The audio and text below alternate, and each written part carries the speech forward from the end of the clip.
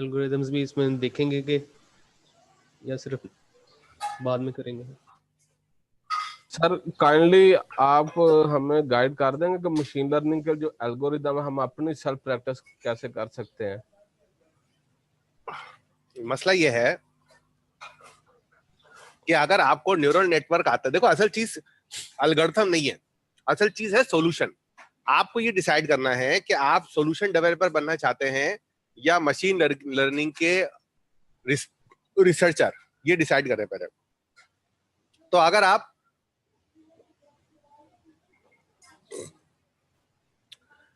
Machine learning के solution developer बनना चाहते हैं तो ये सब चीजें बिल्कुल सही हैं। इसके अंदर आपकी मशीन लर्निंग भी कवर होती है, इसके अंदर जो है वो आपका न्यूरल नेटवर्क भी कवर होता है, और इसमें आपकी जो जो मशीन लर्निंग जो है, जो हमें मशीन लर्निंग से जो काम लेने होते हैं वो सारे के सारे जो है वो इसके अंदर आपके पास कवर हो जाते हैं। अब लेकिन फिर भी एक आदमी कहता है कि मुझे फिर भी जो है ना वो ये वाला काम और करके देखना है, तो फिर वो आप कोई भी मशीन लर्निंग की किताब पढ़ेंगे, वो आप उसका एल्गोरिथम चेक करेंगे, आपको समझ में आ जाएगा, क्योंकि आप एक चीज के ऊपर एक्सपर्ट हो चुके हो ना। मिसाल के तौर पर आपको पाइथन बहुत अच्छी आती है, आपने सोचा कि यार अब मैं जो हूं ना वो आर भी सीख लूं, तो आर आपके लिए आसान हो जाएगी बहुत ही, आपको थोड़ा सा देखना होगा। तो मेरा ये ख्याल है कि अगर आप जो है वो डीप लर्निंग के एल्गोरिथम पे इस पर फोकस करें अगले 1 साल तक, तो आप बहुत ही अच्छे और बहुत ही एक्सपर्ट एआई के सॉल्यूशन डेवलपर बन सकते हैं। पूछे वो क्यों? यस सर, क्यों? क्योंकि मशीन लर्निंग के डिफरेंट एल्गोरिथम डिफरेंट चीजों के लिए काम करते हैं। कोई एल्गोरिथम सिर्फ क्लासिफिकेशन के लिए यूज होता है, कोई सिर्फ रिग्रेशन के लिए यूज हो सकता है, कोई इस चीज के लिए, कोई इस चीज के लिए। सिर्फ न्यूरल नेटवर्क एक ऐसा एल्गोरिथम है जो आपके सारे काम करके देगा। आप सही है? यानी कि आप एक गाड़ी खरीद रहे हैं ट्रांसफार्मर टाइप की ना, जो पानी में भी चल सकती है और हवा में उड़ भी सकती है और खेतों में भी चल सकती है, पहाड़ वहाड़ पे भी चढ़ जाती है और सड़क पे भी चल जाएगी। लेकिन आप ये कहते हैं नहीं यार इसमें मजा नहीं आ रहा, मुझे सिर्फ वो वाली, मुझे जो है ना कश्ती अलग से खरीदनी है। तो फिर आप कश्ती अलग से खरीदेंगे तो उसको चला लेंगे, लेकिन क्योंकि आपको बिल्कुल आइडिया हो चुका होगा तो इतना मसला नहीं होगा। बात समझ में आ रही है मेरी? है यस सर, एक क्वेश्चन इसी से एसोसिएट है कि जैसे आपने बताया कि डीप लर्निंग के अंदर हमें रिग्रेशन और क्लासिफिकेशन के थ्रू जो है ना वो आइडिया होता जाएगा कि मशीन लर्निंग कैसे वर्क कर रही है इसके अंदर एल्गोरिथम। देखो कॉन्सेप्ट तो सबका एक ही होता है। आपने कभी कोई कार चलाई है आप में से किसी ने? Yes sir. अब जैसे कार है ना, अब आपने कभी मेहरान कार चलाई है? Yes sir.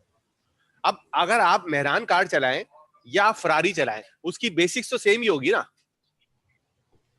जी जी, इंटरफेस तो सेम ही होगा। सही है ना? आपको अब लेकिन आप क्या हुआ, मेहरान कार के अंदर जो है वो आप एक डिफरेंट तरीके से गाड़ी चलाते थे, फिर आप जो है वो एक ऑटोमेटिक कार पर आए, अब ऑटोमेटिक कार के अंदर क्लच गायब हो गया, फिर जो है वो उसके एडवांस कार आ गई। अब फरारी की जो है वो अपने स्पेशल जो है वो एडवांटेजेस हैं, तो आप फरारी, लेकिन जिस बंदे ने मेहरान कार चलाई हुई होगी उसके लिए फरारी चलाना जो है वो उसको समझना बहुत ही आसान होगा, उसको सिर्फ पता करने के इसमें एडिशनल फंक्शन है। क्या ख्याल है,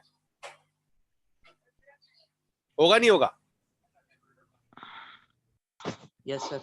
यस सर। तो मैं आपको हमेशा लोगों को यही बताता हूँ, मेरे बहुत सारे स्टूडेंट हैं, वो क्या करते हैं, वो कहते हैं कि हमें पाइथन भी सीखनी है, हमें पीएचपी भी सीखनी है, हमें जो है वो आर भी सीखनी है, सही है, हमें एसक्यूएल भी सीखनी है, हमें जो है वो वेब डेवलपमेंट भी सीखनी है, हमें मोबाइल एप्लीकेशन डेवलपमेंट भी सीखनी है। तो मैं कहता हूँ कि भाई एक वक्त में एक चीज कर लो और बहुत अच्छे से कर लो, बजाय ये कि आप जो है वो बहुत ज्यादा चीजें सीखो, एक ही चीज अच्छे से सीखो।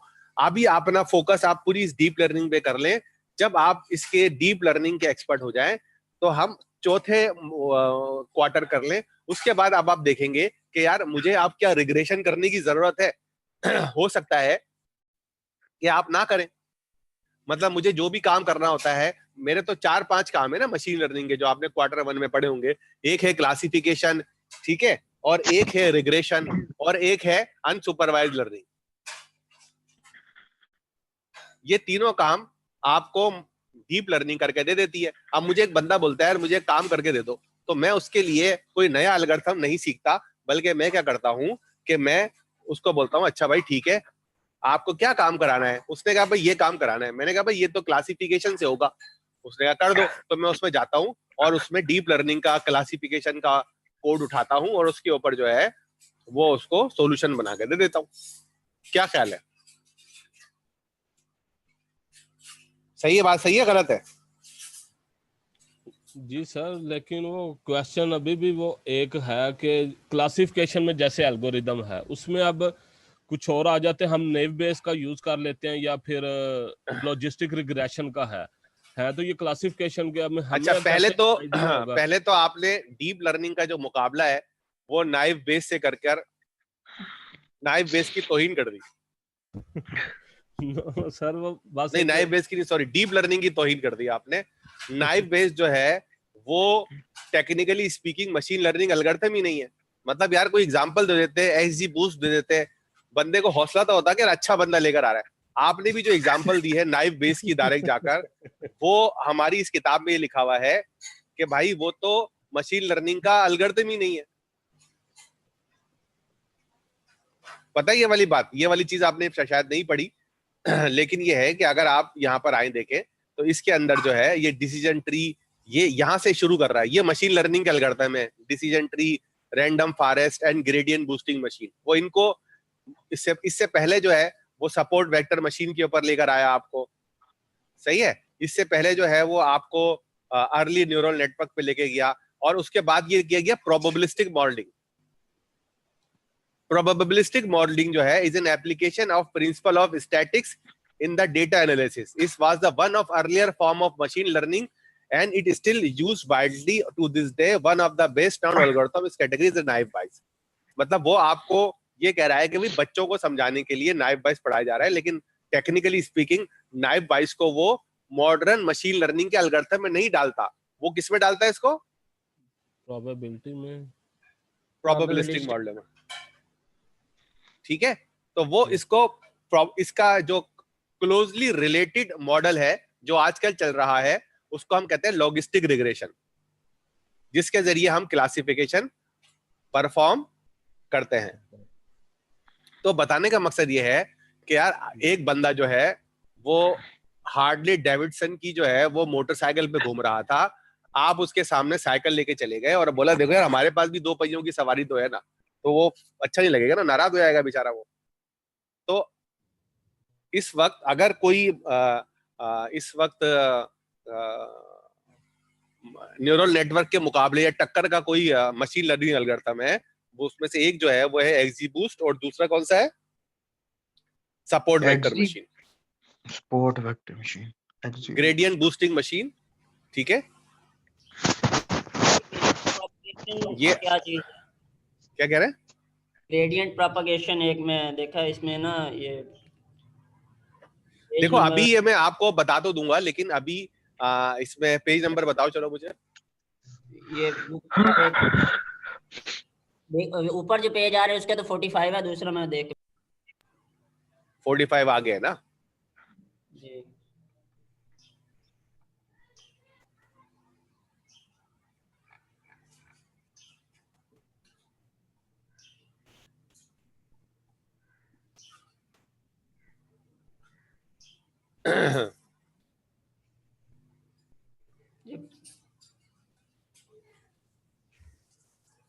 अच्छा यहाँ पे बात कर रहा हूँ न्यू वेब ऑफ इन्वेस्टमेंट, इसकी बात कर रहे हो?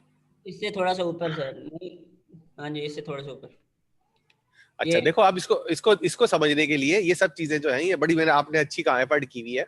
इसके अंदर ये है कि एल्गोरिथम्स की बात है। In addition to hardware data until late 2010 we were missing a reliable way to train very deep neural network. As a result neural network are still fairly shallow, using only one or two layers of representation. Thus, we weren't able to shine against the more refined shallow networks such as SPM and the random forest. They are the key issue was that of gradient propagation through deep stack of layer. अब आपको ये gradient propagation जो है वो समझनी होगी। Gradient propagation का मतलब है कि आपका जो डेटा है यानी कि जो वेट्स हैं वो अगले लेयर पर कैसे ट्रांसफर होता है। अच्छा, मतलब वो कह ये रहा ना कि इसमें हमारे पास डाटा तो बिल्कुल काफी था, लेकिन हमारे पास मतलब उसको मैनेज करने के लिए हमारे पास कोई ऐसा तरीका का नहीं था कि जो मतलब उसको लेयर्स को ट्रेन सही तरह से कर सके, जिसमें होता ये ये आप। है कि ये नॉर्मल प्रैक्टिस है कि जब हम अपने वेट ट्रेन कर रहे होते हैं तो उसमें कुछ वेट जो है वो आगे इंप्रूव होते रहते हैं, इंप्रूव होते रहते हैं, और कुछ weight because of the calculations और because of the priority and probability वो जो है वो पीछे रह जाते हैं। ठीक है। सही है। जैसे आपने देखा होगा कि भाई एक 10 लोग जो हैं वो मैं इसकी एग्जांपल दूं कि भाई हमारे पास जो है वो Q2 के अंदर क्लास के अंदर 500 स्टूडेंट ने एनरोलमेंट कराया, ठीक है, लेकिन ग्रेजुअली जो है वो आखिरी में 10-15 लोग ही रह जाते हैं। तो वो जो पीछे लोग रह गए हैं उनको कैसे आगे लेकर आना है, ये फिर ग्रेडियंट प्रोपगेशन का काम है, जो अक्सर बहुत सारे जो सिस्टम है उसके अंदर से ये चीज गायब हो जाती है। ठीक, यहीं पे सर ये एक्टिवेशन फंक्शंस और ये तीन चीजें मतलब वो इसमें इम्प्रूवमेंट आई है इन्हीं में, इसमें क्या चीज है एक्टिवेशन फंक्शन और इसमें ये एक्टिवेशन फंक्शन और ये वेट इनिशियलाइजेशन स्कीम और ऑप्टिमाइजेशन स्कीम जो है वो हम जो है वो अब इस चैप्टर में पढ़ेंगे और पढ़ते ही रहेंगे। मतलब एज अ एआई इंजीनियर आपके जो मेन कोर काम है वो है ही ये 4-5। मतलब ठीक है, इसमें थोड़ा लफ्ज इसमें बता दें कि होता क्या है, बस बाकी तो डिटेल तो वही फिर बता रहा हूँ, होगी। इसी चैप्टर 2 के अंदर जो है वो हम जी इसको पढ़ेंगे और पढ़ते चले जाएंगे तो ये सब चीजें आपको कवर आ जाएंगी, ठीक है, कवर हो जाएंगी, सॉरी। सही है। तो चलो सबसे ठीक। पहले आप पेज ये 2.1 पे है और जरा इस पैराग्राफ को पढ़े। एक साहब ने मुझसे ये शिकायत की कि भाई आप जो है वो हमें नोट से या पीपीटी वगैरह से नहीं पढ़ाते, डायरेक्ट किताब के ऊपर से पढ़ा रहे होते हैं। तो उन साहब, तो मैं ये आप लोगों को ये वाजे वाजे कर देना चाहता हूं कि मुझे जो है मैंने रियलाइज किया कि जितने भी स्टूडेंट पीपीटी वगैरह से या नोट से पढ़ते हैं वो कभी भी किताब नहीं पढ़ते। तो ये जी हमारी पीआईएससी के अंदर ये हमारी अप्रोच है कि हम आपको किताब से पढ़ाते हैं ताकि आपको आदत पड़े किताब से पढ़ने की। बिल्कुल दुरुस्त फरमाया सर आपने। सही है। तो मैं आपको बार बार देख रहा हूं, तो जैसे अभी हमने जो जिक्र किया तो मैं आपको अपने अल्फाज में जवाब दे सकता था, लेकिन मैं आपको उस पॉइंट पे लेके गया ताकि हमारे तमाम स्टूडेंट देख लें कि किताब में कोई सी चीज कहाँ रखी हुई है। और मैं बार बार आपको किताब को हाईलाइट कराता हूँ क्योंकि किताब जो है वो पढ़नी जो है वो बहुत जरूरी और बहुत अहम है। आपको कोड चलाने की भी टेक्निक है। मैं जिस तरीके से सीखा है मैं कोशिश करता हूँ उसी तरीके से आपको सिखाऊं ताकि बीच में कुछ रह ना जाए ना। नोट्स बनाने में बड़ी आसानी होती है। नोट्स बनाने के अंदर मैं इसमें से 4 टॉपिक स्किप करके आपको पढ़ा दूं, आप क्योंकि 90% लोग किताब पढ़ते ही नहीं है तो उनको पता भी लगेगा कि यार इसमें से क्या चीज किताब में से स्किप हो गई। टीचर जब फंसता है, जब वो किताब साथ साथ लेके चल रहा होता है, उसको टाइम भी देखना होता है, उसको नंबर ऑफ वीक्स भी देखने होते हैं और आपको एक एक चीज समझानी होती है, तो वो फंस रहा होता है। तो ये किताब पढ़ना तो टीचर के लिए मसला है। सही बात है सर। Yes sir. तो आप ये जो पहला पैराग्राफ पढ़े और पढ़ने के बाद फिर हम इसको डिस्कस करते हैं, ठीक है। 2 मिनट है आपके पास। ठीक है सर, पढ़ लेते हैं एक मिनट।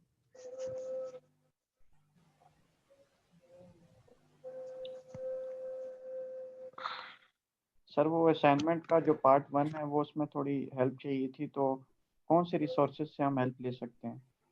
स्लैक के ऊपर जो है वो आप जाकर जो है वो असदुल्ला नूर जो है उनको आप मेंशन कर दें और मुझे भी मेंशन कर दें अगर चाहे तो। और अगर आपकी वो लोग हेल्प नहीं कर पाते तो आप मुझे डायरेक्ट मैसेज कर देंगे, सर हमने मैसेज किया था लेकिन हमें ये अभी तक मसला हमारा सॉल्व नहीं हुआ था। तो आपके वहां पर असदुल्ला नूर होते हैं, रमशा अजीमी होती हैं, कोमल आफ्ताब होती हैं, मंसूर होते हैं। ये 6 के 6 लोग जो हैं, उमैर हैं, ठीक है, नकवी हैं, ये 6 के 6 लोग जो हैं वो आपकी हेल्प के लिए वहां पर मौजूद है। मैंने एक दफा आप लोगों से जो है वो आपको पूरी टीम की डेटा था वो मैंने आप लोगों से शेयर भी कराया था कि भाई ये लोग जो हैं ये आपके लोगों यहाँ पे सपोर्ट के लिए मौजूद है। मगर ये कि आप लोगों ने उस वक्त शायद इसको चेक ही नहीं किया।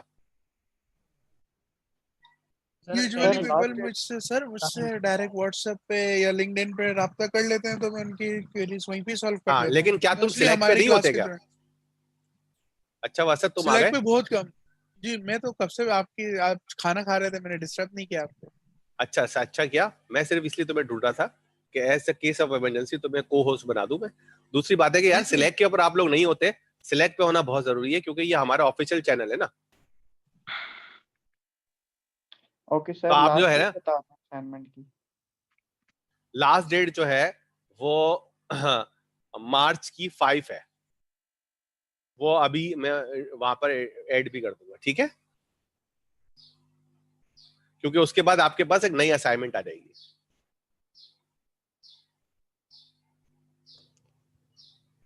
यानी कि कौन सी मार्च की 5 है? 5th मार्च सर। 5 मार्च यानी फ्राइडे। यस।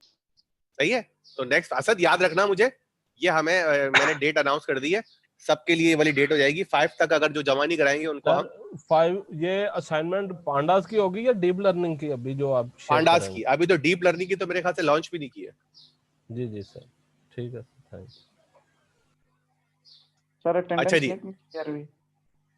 अटेंडेंस आज हम नहीं लेंगे। आप लोग ये करें कि अपना नाम जो है वो चैट विंडो में रोल नंबर के साथ डाल दें, नाम और रोल नंबर, ठीक है। Okay sir.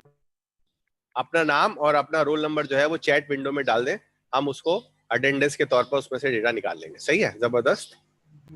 ओके, तो जब तक आप लोग अटेंडेंस वहां पे टाइप भी कर रहे हैं, मैं आपसे ये दरखास्त करूंगा कि ये वाला चैप्टर आप और ये वाला पैराग्राफ आप पढ़ लें। पढ़ लिया सर। पढ़ लिया? इसमें कुछ भी ऐसा नहीं था जो मैं डिस्कस करूं। आगे आ जाएं। और अब आपके पास ये आ गए, ये वाला पैराग्राफ भी पढ़ लें साथ साथ। सर पिछले में जो उसने 6 स्टेप्स की बात की है वो एक पाइपलाइन आप बताएंगे, मतलब किस पाइपलाइन की वो बात कर रहा है, जिक्र कर रहा है? किसी न किसी की पाइपलाइन की तो जिक्र कर रहे हैं ना, वो हम आगे जाके असल में पढ़ेंगे, इसलिए मैं अभी बता नहीं रहा उसको। जी सर।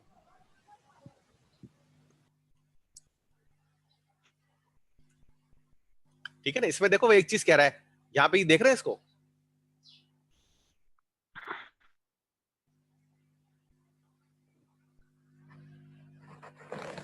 ये बात समझ में आ रही है आपको? अभी आपको कोड समझ में नहीं आएंगे, आपको कोड बता दिए गए हैं लेकिन अभी तक ये कोड आपकी समझ में नहीं आएंगे, तो आपको थोड़ा सब्र करना है, ठीक है। Yes sir. जब आप ये सब्र कर लेंगे तो फिर आहिस्ता आहिस्ता चीजें क्लियर हो जाएंगी, ठीक है। तो ये जरा एक डिफरेंट अप्रोच है कि सॉल्यूशन अप्रोच कहलाते हैं। इसके अंदर आपको एक प्रॉब्लम और सॉल्यूशन बताया जाता है, फिर ग्रेजुअली उसको आप उसको समझाते हैं कि ये चल कैसे रहा है। जी सर।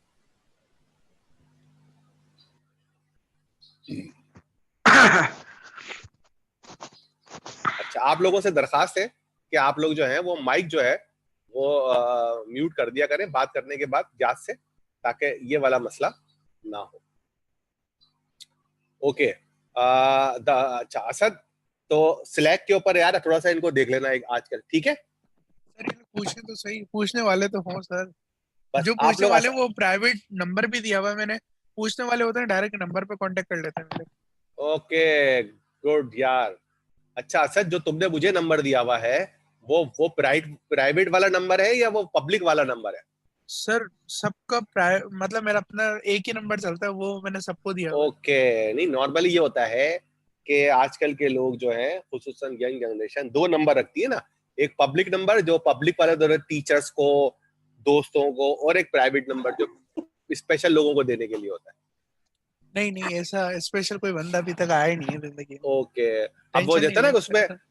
आप वो बाद का दो होता है ना, वो आप किसी बंदे से आता है वो आपको कार्ड देता है, बोलता है देखो ये मेरा पर्सनल नंबर है स्पेशल प्राइवेट वाला, इस पे कॉल करना। हाँ वो यूएसए वाला नंबर है मेरा। अल्लाह स्पेशल पर्सन दे आमीन। अच्छा जी। अच्छा, तो अभी हमें ये पता लग गई कि अब इस चैप्टर में जो हम पढ़ने जा रहे हैं वो एक प्रॉब्लम है जिसके अंदर हमारे पास एक इमेज है जो हाथ से लिखे हुए डिजिट है। सही है। 28 बाय 28 पिक्सल की है, 10 कैटेगरीज है 0 से 9 तक, और इसको हमने इस पूरे डेटा सेट को नाम क्या रखा हुआ है? एमनिस्ट। ये किसी ने हमें जमा करके दिया था तो इसलिए इसका नाम एमनिस्ट हो गया। सर एमनिस्ट क्या होता है? किस चीज की एब्रीवेशन है ये? एमनेस्ट डेटा सेट है बेसिकली एक हमारे पास। किस चीज का वो है ये एब्रीवेशन है? National institute of science and technology क्या था?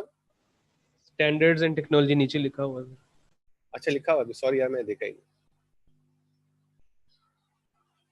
ठीक है, अच्छा ये पता लग गया। अब हमारे पास जो डेटा सेट है उसके अंदर ये बातें, उसकी की चीजें अभी से पकड़ के चल रहा। हैंड राइटिंग डिजिट्स हैं 28 बाय 28 है और 10 कैटेगरीज है। सही है, आगे चल रहे हैं। हमारे पास ट्रेनिंग के लिए कितना डेटा है? 60,000।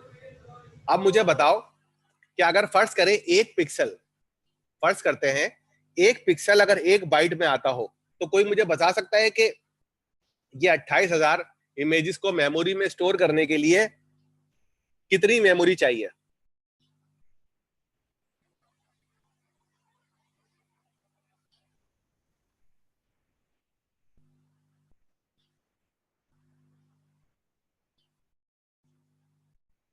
मेरा सवाल यह है कि मेरे पास 60,000 इमेजेस हैं, हर इमेज का साइज जो है वो 28 बाय 28 है। एक पिक्सल को सेव करने के लिए अगर मुझे 1 बाइट चाहिए, एक पिक्सल को सेव करने के लिए अगर मुझे 1 बाइट चाहिए, तो मुझे मेमोरी में कितनी मेमोरी चाहिए होगी ये 60,000 इमेजेस को अपनी मेमोरी में लोड करने के लिए? सब लोग चले गए क्लास से, सन्नाटा। तो फिर सर एक इमेज तो फिर 784 बाइट की हो गई ना सर 4,70,00,000 इतने बन रहे हैं। तेरा तो कन्वर्ट करो ना, मेगाबाइट गीगाबाइट में कन्वर्ट करके बताओ। 60,000 ये 13 MB नहीं बनेगी? So 47 megabytes. 47 बनेंगे। Yes sir 47 megabyte. ठीक है, जबरदस्त। ये वाली बातें भी याद रखना। अच्छा, इसके अलावा 60,000 तो ये है और 10,000 हमारे पास टेस्टिंग के लिए है, यानी 70,000 जो है। अच्छा, और ये हम इस पे ये भी याद रखना कि ये solving MNIST as a hello world of deep learning, it is what do you verify that your algorithm are working as expected. As you become machine learning practitioner, you will see MNIST. Sir इस statement की समझ नहीं आई, ये hello world वाली जो MNIST as hello world. आपने कभी programming की है? Yes sir. तो प्रोग्रामिंग के अंदर रूल होता है कि अगर जब आप किसी प्रोग्राम को, मतलब कोई भी नई लैंग्वेज के अंदर हम कोई प्रोग्राम बनाते हैं, तो उसका पहला प्रोग्राम जो है वो हेलो वर्ल्ड होता है, जिसमें हम हेलो वर्ल्ड प्रिंट कराते हैं। बनाया कभी हेलो वर्ल्ड वाला प्रोग्राम? यस मतलब सर। ये स्टार्ट होता है कि ये चीज स्टार्ट है जी डीप लर्निंग। हाँ, तो ये बता रहा है कि आप जैसे मिसाल के तौर पर कोई भी प्रोग्रामिंग लैंग्वेज अगर आप पढ़ते हैं, तो आप जो सबसे पहला प्रोग्राम बनाते हैं उस प्रोग्राम को प्रोग्रामिंग लैंग्वेज के डोमेन में प्यार से कहते हैं हेलो वर्ल्ड प्रोग्राम। यानी आपने पहला प्रोग्राम बनाया है, तो ये पहला प्रोग्राम बच्चों वाले लेवल का जो होता है, यस सर, सिर्फ ये चेक करने के लिए कि यार ये प्रोग्रामिंग लैंग्वेज के अंदर काम हो रहा है, कंपाइल हो रहा है, इंटरप्रिटेशन हो रही है, प्रिंट हो रहा है, आईडी सही चल रही है, उसके लिए जो है आप एक लिख देते हैं हेलो वर्ल्ड। Yes sir. जैसे आपको माइक चेक करना हो तो कैसे चेक करते हैं mike? Hello testing. Hello testing. तो ये हेलो टेस्टिंग है आपकी MNIST, जिससे आपको ये पता लग जाएगा कि आपका माइक सही चल रहा है या नहीं चल रहा। जी सर। ये डाटा बिल्ट इन ही होगा, ये जो डीप लर्निंग के अंदर जो दे रहा है खुद से ही लाइब्रेरी? हाँ, ये डेटा आपके लिए बिल्ट इन होगा, लेकिन ये डेटा सेट अलग से भी मौजूद है। ओके। आसान अल्फाज में सर इसमें क्वेश्चन ये है कि ये जो ट्रेनिंग का जो इतना हैवी डाटा ले रहा है 60,000 इमेजेस का, तो ये एक ऑब्वियसली एक टाइम कंज्यूमिंग भी होगा हमारे लिए, और इसको ये ग्राफिकली के इंटरफेस का कोई प्रॉब्लम तो नहीं आएगा? इमेजेस जैसे कुछ हैवी पिक्सल की भी हो सकती हैं। भाई, जब मैंने अपने लैपटॉप पे चलाया था ना ये वाला MNIST वाला ट्रेनिंग का, तो 3.5 घंटे लगे थे, 8 GB रैम और Core i5 सर्वर प्रोसेसर के साथ। तो फिर सर इसका सोल्यूशन बेटर वे हमें फास्ट सोल्यूशन नहीं है, इस पे टाइम लगता है। मतलब डीप लर्निंग के अंदर, ट्रेनिंग के अंदर आपको ठीक ठाक टाइम लगता है, और उसके बाद भी आपको ऑप्टिमाइज करने की जरूरत पड़ती है। तो उसका आसान सोल्यूशन जो है वो है GPU। क्या है? GPU। अगर आपके पास 1000 CUDA कोर वाला GPU पड़ा हुआ है, तो वो जो 60,000 वाला 3.5 घंटे वाला काम है वो हो सकता है 20-25 मिनट में हो जाए। सर अगर कोलैब पे करें तो? कोलैब के ऊपर आपको GPU मिलता है, लेकिन उस GPU के अंदर जो है उसमें भी इस फायदा हो जाता है कि उसमें, लेकिन उसमें जीपीयू की जो कोर आपको मिलती है वो बड़ी कम होती है, 3 या 4 होती है। लेकिन फिर भी अगर आपके पास 4 कोर हैं तो आपकी जो स्पीड है उसमें 4 टाइम हो जाएगी।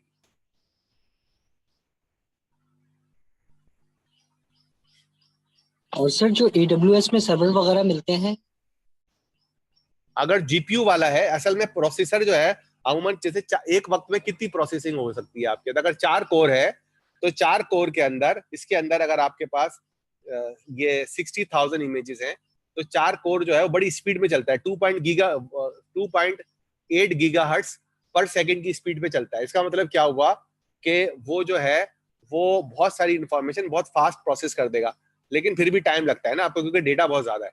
तो उसके लिए आपका 4 प्रोसेसर आपके लिए कम पड़ते हैं। जीपीयू में ये फायदा होता है कि उसके अंदर छोटे छोटे कैलकुलेशन के लिए बहुत सारे प्रोसेसर लगे हुए होते हैं। मिसाल के तौर पर उसके अंदर 1000 कोर के प्रोसेसर लगे हुए, छोटे हैं, काम स्लो करते हैं, लेकिन वो 1000 हैं, तो एक वक्त में 1000 प्रोसेसिंग कर सकते हैं। जबकि कंप्यूटर के अंदर अगर 4 कोर हैं तो एक वक्त में 4 प्रोसेस कर सकता है वो। समझ में आ रही है बात? ये दोबारा बताएं yes sir. Sir, yes sir. अगर आपको मिसाल के तौर पर ये आपके पास 60,000 इमेजेस हैं और ये 28 बाय 28 का मतलब क्या होता है? 784। Yes sir. 784 को मल्टीप्लाई करो 60 से, 60,000 से, तो आप कह सकते हैं कि ये तकरीबन 100,000 जो है वो डेटा सैंपल बन जाएंगे ना। डेटा एलिमेंट कितने बन जाएंगे? 100,000 से ज्यादा हो जाएंगे, है ना भाई? यस। 780 मल्टीप्लाई बाय 60, 47 मेगाबाइट ये बनाना। नहीं मेगाबाइट नहीं, मुझे ये नंबर ऑफ एलिमेंट बताओ। 60,000 का डेटा है और 784 से इसको मल्टीप्लाई कर दो, इन दोनों को मल्टीप्लाई कर दो। 28 मल्टीप्लाई बाय मतलब number of pixels 4 billion 70 million. 70 million. इसका मतलब है हमारे पास इस डेटा को ट्रेन करने के लिए नंबर ऑफ एलिमेंट जो है वो कितने हैं? 70 मिलियन एलिमेंट है। अब 70 मिलियन एलिमेंट को जब आप, जो हमने अभी तक सीखा था वो ये सीखा है कि हम अपने W और X को आपस में मल्टीप्लाई करते हैं। तो हमारे पास X कितना है? ये है X। एक इमेज का 1 मिलियन, एक एलिमेंट जो है, एक पिक्सल जो है वो X का एक एलिमेंट है।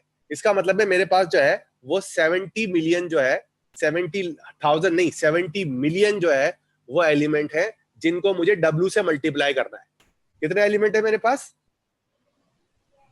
70 मिलियन को मुझे W से मल्टीप्लाई करना है।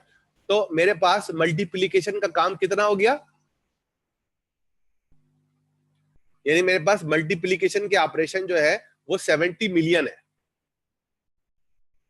और मेरे प्रोसेसर की स्पीड कितनी है? 2.8 गीगाहर्ट्ज, यानी 2800 मेगाहर्ट्ज, यानी 28,000 किलोहर्ट्ज, यानी कि 280,000 ऑपरेशन एक सेकंड में परफॉर्म कर सकता है मेरा प्रोसेसर। कितना कर सकता है? 280,000।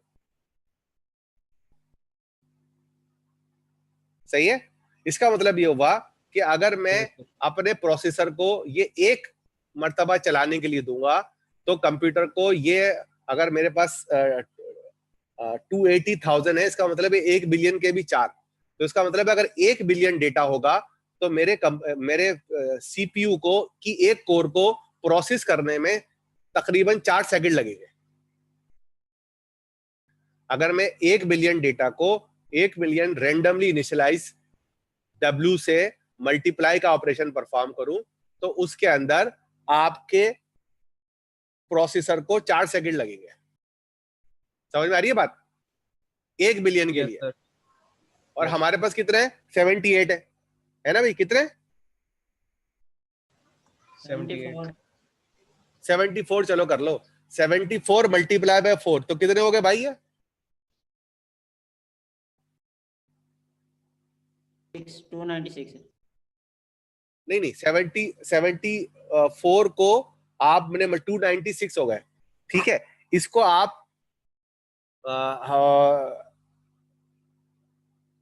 1 बिलियन को करने में 4 सेकंड चाहिए। मेरा सवाल ये 1 बिलियन को प्रोसेस करने में 4 सेकंड चाहिए, तो 78 को प्रोसेस करने में कितने सेकंड चाहिए होंगे?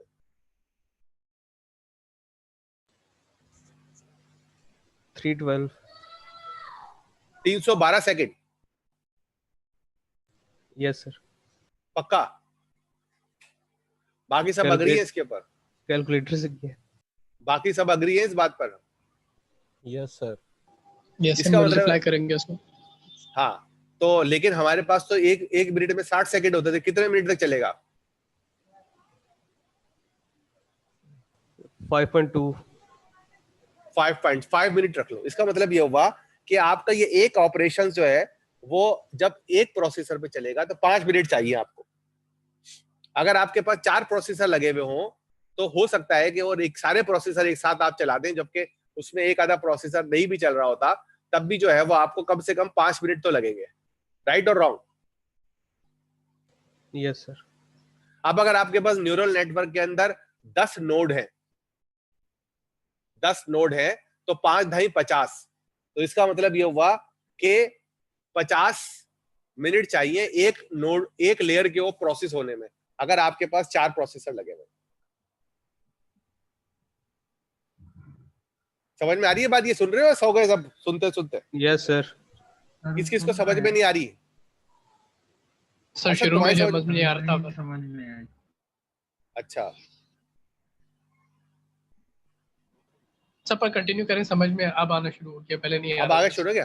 अब आपको इसका मतलब ये हुआ कि अगर मेरे पास 60,000 इमेजेस हैं तो मुझे क्या करना पड़ेगा? इसके जो एलिमेंट बन रहे हैं वो 78 मिलियन बन रहे हैं फॉर एग्जांपल, तो 78 मिलियन को 78 पैरामीटर से, यानी ये W से मल्टीप्लाई करना पड़ेगा, तो मेरे पास 78 मिलियन ऑपरेशंस बन गए। 78 मिलियन ऑपरेशंस को परफॉर्म करने के लिए मुझे एक कोर को 5 मिनट चाहिए। सही है? अगर मेरे पास सॉरी एक कोर को जो है वो पता नहीं कितने मिनट चाहिए भाई? 5 मिनट। एक कोर को 5 मिनट चाहिए। और अगर मेरे पास 4 कोर होंगी, नहीं पहले मुझे दोबारा बताओ, मैंने उसको क्या कितने किया था? 312 से ना, 312, हाँ 5 मिनट। तो 5 मिनट एक कोर को चाहिए था। अगर मेरे पास जो है वो 4 कोर लगी हुई है तो एक मिनट तो चाहिए ही चाहिए होगा कम से कम। जी ऐसे ही। सही है? एक मिनट तक चाहिए। अब अगर मेरे पास जो है वो 10 नोड लगी हुई है, तो इन 10 नोड को कैलकुलेशन करने के लिए आपको 10 मिनट चाहिए। इसका मतलब ये हुआ कि अगर आपने ये पहली नोड के ऊपर चला दिया तो आपका जो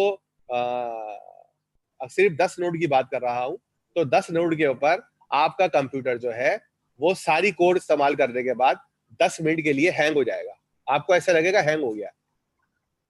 यस सर। तो अब इसके अंदर जो एक आधा कोर जो है वो दूसरे काम भी कर रही होती है, ऑपरेटिंग सिस्टम की भी देखभाल कर रही होती है, तो आपको 15 मिनट लगे। तो अगर आपके पास 3 लेयर है, यानी पहली इनपुट लेयर में 15 मिनट लगे, अगली वाली लेयर में फिर 15 मिनट लगे, 30 मिनट लगे, और फिर आगे आप उसको फाइनल लेयर के ऊपर ले गए, फिर आपको 15 मिनट लगे, तो 45 मिनट तक तो डेटा आपका सिर्फ प्रोसेस ही होता रहेगा। ये प्रोसेसिंग टाइम है। लेकिन जाहिर सी बात है, आपका डेटा जो है वो जितनी फास्ट प्रोसेस होता है उतनी ज्यादा मेमोरी में लोड नहीं होता, क्योंकि मेमोरी की स्पीड कम होती है। अमूमन मेमोरी जो आजकल आ रही है, आप लोगों को पता है कितने गीगाहर्ट्ज की आ रही है आजकल? DDR4, 5, 6 कौन सी चल रही है? असद कौन सी चल रही है?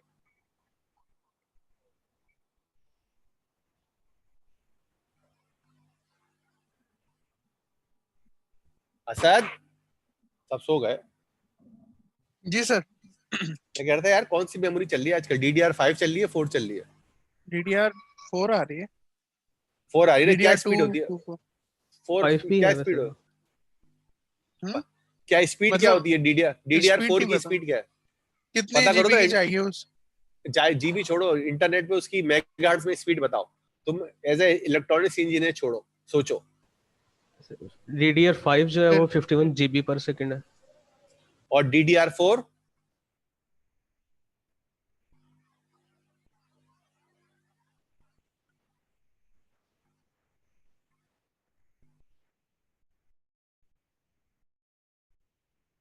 DDR4 का नहीं पता? सर्च कर रहे हैं, अभी देखते हैं। बाकी लोग भी सर्च करें भाई।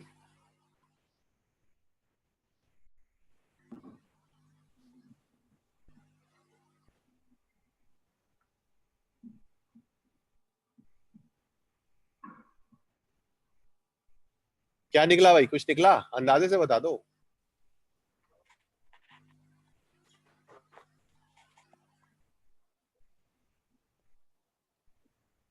सर DDR4 की फ्रीक्वेंसी 800 और 1600 मेगाहर्ट्ज है। 1600 मेगाहर्ट्ज से, जबकि आपका जो कंप्यूटर है यानी कि सीपीयू है वो 2.8 गीगाहर्ट्ज के ऊपर 28 मेगाहर्ट्ज पे चल रहा है। तो इसका मतलब ये हुआ कि अराउंड आपकी जो मेमोरी की स्पीड है वो हाफ है सीपीयू के काम से। तो इसका मतलब ये हुआ कि जो मैंने आपको 1 घंटे का टाइम दिया था वो अब 1 घंटा नहीं रहा, वो जब क्योंकि डेटा मेमोरी से लोड होकर आ रहा होगा तो आपका जो वो 1 घंटे की जगह 2 घंटे हो जाएंगे। तो इसका मतलब है 2-3 घंटे 60,000 इमेजेस को ट्रेनिंग करने में बड़े आराम से आपके गायब हो जाएंगे। यहां तक कोई सवाल करके मुझे रोकना चाहते हैं तो रोक लो, वरना मैं आगे निकल जाऊंगा। 17 GB बन जाता है। ठीक है, समझ आ गई इस बात की। सही है भाई। तो ये आपको समझ में आ गई है? ये आ जाए, ये वो हाथ से लिखे हुए डिजिट है। अच्छा, ये हाथ से लिखे डिजिट ऐसे नहीं थे, लेकिन इसको हमने अपनी आसानी के लिए कन्वर्ट कर लिया। मतलब ये अगर काला लिखा हुआ था तो हमने काले को सफेद और सफेद को काला कर लिया। Yes sir.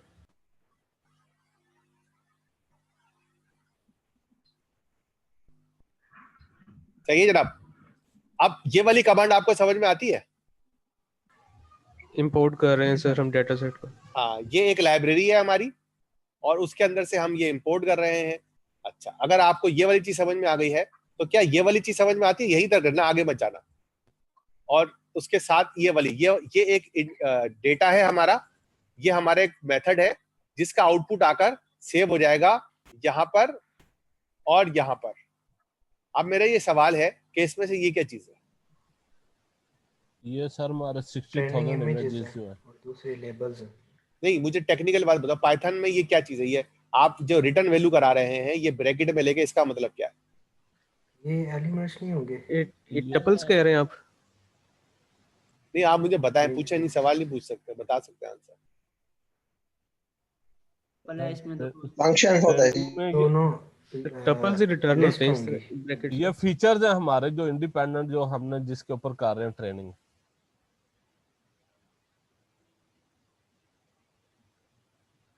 सर आप क्वेश्चन जरा दोबारा बताएंगे, हम उस हिसाब से आंसर। मैंने हाईलाइट किया हुआ है। डीस्ट्रक्चरिंग हो रही है। नहीं, मुझे ये बताओ ये क्या चीज है? ये क्या है? ये इसके ऊपर ब्रैकेट क्यों लगा दिया मैंने इनपुट के ऊपर? सर क्योंकि डीस्ट्रक्चरिंग हो रही है और डीस्ट्रक्चरिंग क्या होती है? डीस्ट्रक्चरिंग क्या होती है? सर जब हम लोग कोई स्पेसिफिक वो कर रहे होते हैं, एक्सेस कर रहे होते हैं, एलिमेंट्स कहेंगे इसमें, क्या किसी एक इनपुट का। और बताओ भाई, कोई और? डेटा लेबलिंग हो रही मेरे ख्याल से। अब देखो, ये वाला जो मेथड है ये कोई ना कोई आउटपुट रिटर्न करेगा, सही है? Yes sir. ये आउटपुट रिटर्न, ये जो आउटपुट है ये आउटपुट आपका इस वेरिएबल में, इस वेरिएबल में, इस वेरिएबल में, इस वेरिएबल में और इस वेरिएबल में आ जाएगा। हमने इसके ऊपर जो है वो ब्रैकेट लगा दिया। इसका मतलब वो जिसको हम पैरेंथेसिस कहते हैं, इसका मतलब है कि ये मैंने एरे बना लिया। एरे मेरा 2 डायमेंशन का है, एक के अंदर ये एलिमेंट होगा, दूसरे में ये एलिमेंट है। हर डायमेंशन में 2 एलिमेंट होंगे, तो 2 डायमेंशन एलिमेंट मेरा बन गया ट्रेनिंग इमेजेस और ट्रेनिंग लेबल के साथ। उसके ऊपर मैंने ब्रैकेट लगा दिया। आपको याद होगा कि अगर हम स्क्वायर ब्रैकेट नहीं लगाए, गोल वाला ब्रैकेट लगाएं, तो इसका मतलब क्या होता है? क्या फर्क होता है स्क्वायर ब्रैकेट में और गोल वाले ब्रैकेट में? एक लिस्ट होता है, एक टपल होता है। टपल होता है। तो ये क्या है? टपल। ओके, अब ये सब चीजें लिखी हुई भी है।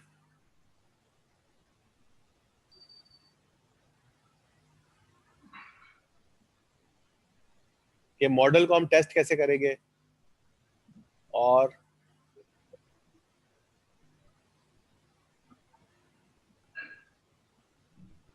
अच्छा आगे चले। यहां तक कोई सवाल पूछ रहे हैं तो पूछ लो। अच्छा, ये वाली बात समझ में आ गई आपको? Yes sir, shape find out कर रहे हैं हम इसकी। ये इसकी डायमेंशन चेक कर रहे हैं। 60,000 इमेज और 28 बाय 28 हमारी जो रोज और कॉलम एक पिक्सल बता रहा है एक सेल की जो है हमारी, एक पिक्सल सॉरी जो है 784 टोटल इमेज की होंगी 60,000 में से, तो उसमें से जो एक सेल है वो 28/28 का बता रहा है शेप, उसकी डायमेंशन। ठीक है जी, तो ये वाली चीज आपको समझ में आ गई होगी। ये वाली सब चीजें हैं जो हम NumPy में पहले से पढ़ चुके हैं, और ये वाली चीज भी समझ में आ गई होगी आपको। Yes sir. इसके अंदर उसने लेंथ क्यों ली, शेप क्यों नहीं बताया? सर शेप में डायमेंशन बताएगा और लेंथ में उसको हमें टोटल क्वांटिटी बता रहा है कि वो कितनी टोटल इमेजेस। ये क्योंकि 1 डायमेंशनल एरे है तो इसलिए हम यहाँ पे लेंथ लगा के अपना काम चला सकते हैं। ये वाली बात समझ में आ गई? Yes sir. सर ऊपर जो डॉट शेप में बता रहा है वो 3 डायमेंशन में डाटा हमारे पास है ना फिर? कहाँ पर? ये 60,000, ये ऊपर शेप वाला जो मेथड था अभी जो आप दिखा रहे हैं 28,28 जिसमें वो शेप के साथ बता रहा है। हाँ, तो उसमें क्या मसला गया था? ये 3 डायमेंशन में डाटा हमारे पास ये रिप्रेजेंट कर रहा है, शेप में जो आउटपुट दे रहा है हमें। नीचे अभी नीचे तो जहाँ हमने उसको शेप देखा है 60,000 and 28 इसके नीचे, इसके नीचे ऊपर ये है ना, यही वाला है ना? हाँ ये वाला। तो इसमें क्या पूछ रहे हो? नहीं सर, नो सर वो कोड में, ये नहीं पूछ रहे, कोडिंग में पूछ रहे हैं जो हमने शेप डॉट शेप लगाया था। हाँ हाँ, तो ये क्या कह रहा है 60,000? यस सर, ये 3 डायमेंशन में हमें डाटा शो कर रहा है। हाँ, अब ये 3 डायमेंशन में आ गया ना। 64 इमेजेस है और हर इमेजेस में 8 एक्सिस है और 28 वाई एक्सिस है। जी सर।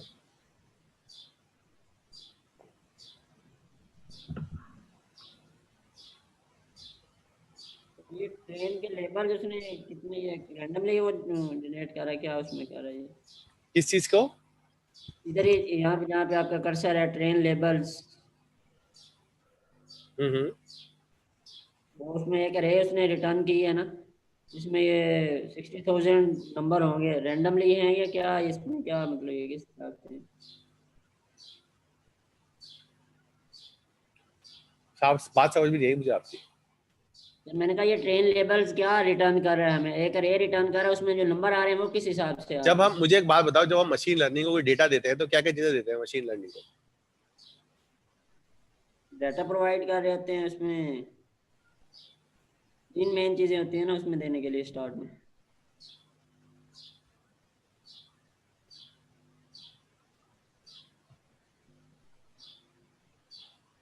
अच्छा, इनपुट्स और आउटपुट से। इनपुट और आउटपुट। तो इसमें जो आउटपुट है उसको हम कहते हैं लेबल, और जो इनपुट है उसको हम कहते हैं ट्रेनिंग सेट। तो टेक्निकली स्पीकिंग जो आपका ट्रेनिंग सेट है, आपका क्या है, जो ट्रेनिंग सेट है वो जो है वो आपका इनपुट है, और लेबल जो है वो आपका आउटपुट है। तो हमारे पास ये दोनों अलग अलग है। हमारे पास ये शेप में भी मौजूद है, मतलब 60,000 हमारे पास इमेजेस हैं और 60,000 उनके लेबल है। लेबल का मतलब क्या है कि हर तस्वीर के सामने उसका जो तस्वीर का नाम है, उस तस्वीर के नाम के सामने उसका लिखा हुआ है कि उसका डिजिट कौन सा है, 0 से लेकर 9 तक। यहाँ तक कोई सवाल हो तो पूछ ले। बात दोबारा समझाना सर। भाई आपको एक तस्वीर है, उसको क्लासिफिकेशन करनी है, तो आपको उस तस्वीर का डेटा भी चाहिए और उस तस्वीर का आउटपुट या लेबल भी चाहिए, नहीं चाहिए क्या? बिल्कुल चाहिए, है ना? तो वो जो डेटा है वो कहाँ पे मौजूद है? लेबल्स के अंदर। तस्वीर कहाँ पे मौजूद है? यहाँ पर। डेटा कहाँ मौजूद है? यहाँ पर। दो अलग अलग हमने NumPy के एरे बनाए हुए हैं। एक के अंदर हमने डेटा का लेबल्स उठा लिया है और एक के अंदर जो है वो एक्चुअल इमेज हमने स्टोर कर दिया। इसमें ये मैपिंग करते हैं एक्चुअल, मतलब क्या ये नंबर इसमें इसको नाम देने के लिए? कौन सी मैपिंग? तो यही जो आप कह रहे हैं कि मतलब एक तो आपने इनपुट उसको दिया ना, एक आपको आपने उसकी अरे बनाई है जो लेबल उसको, मतलब वो उसका कह रहा है कि मतलब मिसाल के तौर पर कोई एक इमेज है उसका कोई नाम रख दिया आपने, दूसरा उसमें उसके हिसाब से।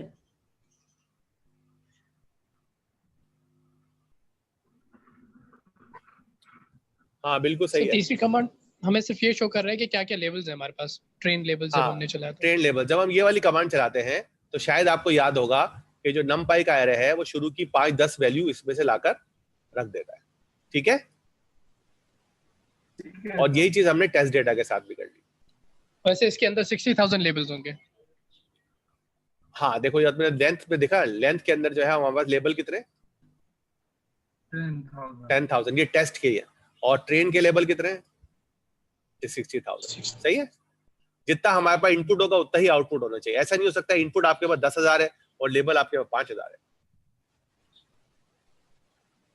मैं सर ये कहना चाह रहा हूँ कि टेस्ट लेवल में उसने अरे में लिखा है 7 2 1, ये मतलब इसने इसको असाइन कैसे किया है वो?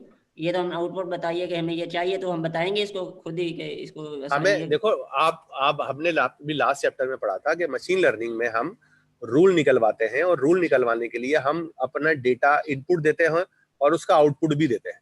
हमारा मकसद क्या है कि अगर मैं हाथ से एक डिजिट लिखूं, क्या लिखूं? एक डिजिट लिखूं, डिजिट लिखूंगा, नंबर नहीं, डिजिट। 0 से लेकर 9 तक कोई भी डिजिट लिखूं और मैं अपने कंप्यूटर को दूं तो वो उस तस्वीर को देखकर ये बता दे कि ये डिजिट जो है वो कौन सा है, 8 है, 7 है, 4 है, 5 है, 6 है, 1 से लेकर 20 तक। ये बात समझ में आ रही है आप लोगों को? यहां तक रहे आप? अब बात समझ आई सर, ये कि ये मतलब आउटपुट पे करके वो डिजिट दिखा रहा है कि आपके जो इमेज आपने जो लिखा है ना कि वो ये आ गए। हाँ, ये पहले इनपुट, जब हम ये इनपुट और आउटपुट दे देंगे तो अब उसके बाद जब वो ट्रेन हो जाएगा तो हम कोई भी डिजिट नया लिखा हुआ उसको देंगे, वो हमें बताएगा कि ये डिजिट 7 है, 8 है, 9 है या 10 है। सही है? ठीक हो गया सर, ठीक हो गया। अच्छा, अब ये वाला पैराग्राफ आप लोग थोड़ा सा पढ़े, आपके पास 5 मिनट है। सही है असद? और बिल्डिंग ब्लॉक वाला सर? हाँ असद, मैं जो हूँ वो 5 मिनट के लिए स्क्रीन से ऑफ हूँ। ठीक है, एक काम ठीक है। कर रहा हूँ मैं, तो अगर मुझे 5 मिनट से ज्यादा हो जाए तो आप मुझे कॉल कर देना। सही है? Okay sir, okay. ओके, मतलब कॉल का मतलब है यही से आवाज दे देना। मेरा मेरा जो है ना वो माइक। अच्छा अच्छा, मैं समझा आप शायद रूम चेंज कर रहे हैं या वॉशरूम जा रहे हैं। हाँ, बस यही कर रहा हूँ मैं। ठीक है, लेकिन मेरे सर पर वो हेडफोन लगा हुआ है तो बस मुझे आवाज दे देना। ठीक है, कोई भी आवाज दे दे। सही है? 5 मिनट के अंदर आपको ये चीज पढ़कर खत्म करनी है। ठीक है, ठीक। फिर मैं आपको ये एक्सप्लेन करता हूँ।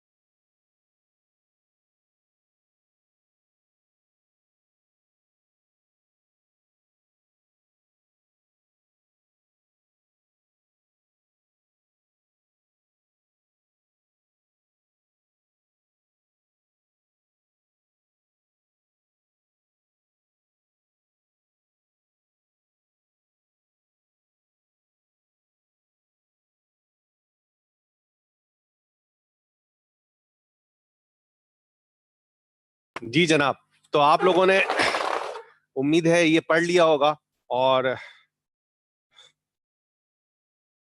इसको कुछ थोड़ा सा समझने की भी कोशिश की होगी। तो मैं आपसे सवाल पूछना चाह रहा था कि जनाब आली, सबसे पहले मुझे ये बताएं कि ये क्या चीज़ है और ये क्या हो रहा है, ये सिर्फ ये बताएं चले। मॉडल इंपोर्ट हो रहा है और लेयर्स मॉडल क्या है? इसका मतलब ये हुआ कि जो हमारी मेन लाइब्रेरी है उसमें से एक हम जो है वो एक ऑब्जेक्ट जो है वो इंपोर्ट कर रहे हैं जिसका नाम क्या है? मॉडल है, ठीक है। और एक और हम मॉडल इंपोर्ट कर रहे हैं उसका नाम क्या है? लेयर्स। यानी कि दो ऑब्जेक्ट जो है वो रिटर्न कर रहे हैं। अगर आप लोगों को शायद याद आ रहा हो, ऑब्जेक्ट ओरिएंटेड प्रोग्रामिंग याद आ रही है भाई? थोड़ी थोड़ी आ रही है, ज्यादा आ रही है? सर उसमें हम क्लासेस वगैरह इंपोर्ट करते हैं, मेथड्स को, ये एट्रीब्यूट्स। हाँ सही है ना। तो ये ऑब्जेक्ट है, ऑब्जेक्ट के अंदर आपके पास मेथड होते हैं, मेथड के अंदर वेरिएबल होते हैं, दोनों होते हैं। तो आप जो है वो आपने दो ऑब्जेक्ट जो है वो इंपोर्ट कर लिए, सही है? यस। और ये दोनों बातें अगर समझ में आ गई हैं तो हमने क्या किया कि हमने एक यहाँ पर वेरिएबल का नाम लिया। इस वेरिएबल का नाम कुछ भी हो सकता है।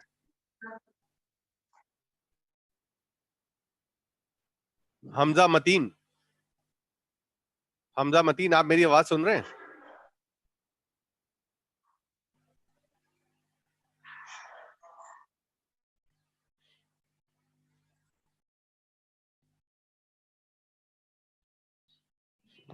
सर ये एक्टिवेशन किस चीज की हो रही है? ये सॉफ्ट मैक्स और रीलू क्या चीज है? नहीं, मैं हमजा मतीन से एक सवाल पूछना चाह रहा था, वो हमजा मतीन पता नहीं क्या चले गए। अच्छा खैर, आप क्या कह रहे थे अभी? अभी आप देखते हैं, पहले ये देख लें, ये वाली चीज समझ में आई आपको? ये वाली लाइन सर ये सिक्वेंशियल बताइएगा क्या है? हाँ ये सब बताएंगे, लेकिन आप ये मुझे बताएं, इससे आप क्या गैस क्या कर रहे हैं? सबसे पहले बताएं। ये फंक्शन लिखा है सर हमने। सर ये ऐसा फंक्शन है जो मॉडल्स को सीक्वेंस में कर रहा है।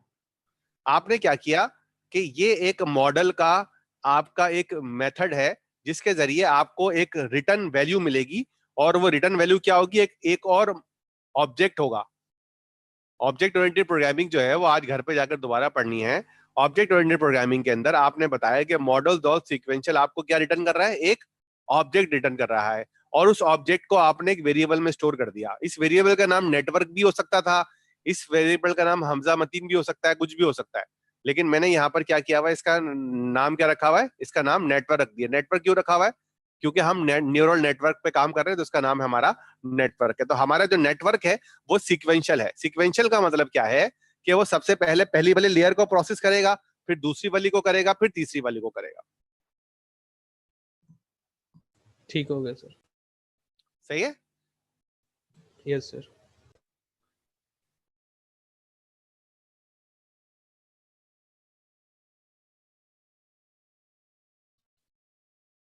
अब ये सब चीजें लिखी हुई हैं यहाँ पर, प्लस अब हमारे पास इसके अंदर हमने ये बताया कि भाई नेटवर्क के अंदर एक हमने ऐड का मेथड जो है वो यूज किया, और उस मेथड के अंदर जो है वो हमने एक और जो है वो मेथड इस्तेमाल किया है जिसका नाम है लेयर्स। लेयर्स के अंदर हमारे पास सबसे पहला और बेसिक, ये चाहे तो लिख लें, सबसे पहला और बेसिक न्यूरल नेटवर्क का आर्किटेक्चर जो है हम यूज कर रहे हैं जिसका नाम है डेंस। हम इसके अलावा भी हमारे पास आर्किटेक्चर है। हमारे पास डेंस के अलावा कॉन्वेंट होते हैं, आरएनएन होता है, और बहुत सारे डिफरेंट किस्म के जो है वो हमारे पास आर्किटेक्चर होते हैं। लेकिन सबसे पहला और बेसिक जो है उसका नाम क्या है? डेंस। तो हमने जो है वो इस डेंस लेयर जो है वो एक बना दी है, जिसके अंदर जो है हमारे पास कितनी नोड होंगी? 512 नोड होंगी। इसके अंदर हम एक्टिवेशन फंक्शन हमारा रेलो होगा, और हमारे पास इस वक्त इनपुट जो शेप होगा वो क्या होगा? 28x28। कितनी डायमेंशन का शेप है ये? 2 डायमेंशन का। ये 2 डायमेंशन का नहीं है, ये सिंगल डायमेंशन ही है। सिंगल क्यों कर रहे हैं हम फिर? सिंगल इसलिए कर रहे हैं कि डेंस के अंदर आपको एक ही डायमेंशन के ऊपर डेटा लेकर आना पड़ता है। डेटा हमारा 2 डायमेंशनल है, लेकिन हम because of the dense requirement हम उसको कन्वर्ट कर रहे हैं सिंगल डायमेंशन में। ये रिक्वायरमेंट है हमारे नेटवर्क की, इसलिए सर हमारे डेंस लेयर के। लॉस नहीं होगा हमें इस चीज का? फिर नहीं, लॉस नहीं होगा ना। देखो ये बहुत ही सिंपल बात है, इसमें हमें परफॉर्मेंस इश्यूज तो आ सकते हैं, लेकिन आपका डेटा लॉस नहीं होता। मैं इसको समझाता हूं आपको। ये मेरी एक नई इलेक्ट्रिक वर्कशीट है, सही है। ये शायद आपको लोगों को मैंने पेंडास में भी पढ़ाई थी, याद है, स्टैकिंग और अनस्टैकिंग। यानी मेरे पास ये 1, ये 2, ये 3, ये 4, ये 5, ये 6, ये 7, ये 8, ये 9, ये है ना। अब मैं क्या कर रहा हूं कि इसके बाद मैंने ये वाला डेटा लिया और मैंने इसके नीचे जाकर लिख दिया, फिर इसके बाद ये वाला डेटा लिखा, उठाया, और ये जाकर मैंने ये लिख दिया। तो इसका मतलब ये हुआ कि मैंने डबल डायमेंशन को किस में ले आया हूं मैं? सिंगल डायमेंशन में। और ये चीज हम नमपाई में बहुत करते थे कि हम रीशेप कर दिया करते थे। अब मुझे पता है कि मेरी डायमेंशन जो थी वो 3x3 की थी, लेकिन मैं आपको किस में ले आया हूं? 1/9 में ले आया हूं। तो मुझे जब जरूरत होगी तो मैं रीशेप की कमांड चलाऊंगा और दोबारा 3x3 हो जाएगा। तो डेटा तो लॉस नहीं हो रहा ना। यस सर, सही है। ये 28x28 का क्या मतलब है? रो और कॉलम जो है उनको हम सिंगल बना रहे हैं डायमेंशन में, इसलिए वो एडजस्ट हो जाएंगे इसमें जो पिक्सेल्स के थे। पिक्सेल्स है रो 28x28। हम ये बता रहे हैं कि हमारे जो इनपुट शेप है उसके अंदर जो पहली डायमेंशन होगी वो 784 की होगी। किसकी होगी? 784 की। लेकिन फ्रैंकोइस शोले ने बोला कि यार कौन कैलकुलेट करे यार, उसने 28 मल्टीप्लाई बाय 28 ही लिख दिया। जब ये चलेगा तो खुद ही कैलकुलेट कर लेगा। ठीक है, हो सकता है ना, ये पॉसिबल है भाई। जैसे मिसाल के तौर पर आपका एक फंक्शन है, उसके अंदर आप ये चाहते हैं कि उस फंक्शन को आप स्ट्रिंग में कन्वर्ट कर दें। एक वैल्यू है, मिसाल के तौर पर वो वैल्यू है 784, तो मैं उसको कन्वर्ट करना चाहता हूं स्ट्रिंग के अंदर। तो मैं यहां पर str लिखूंगा और मैं लिखूंगा 784। कहां गया भाई? str का फंक्शन नहीं होता क्या?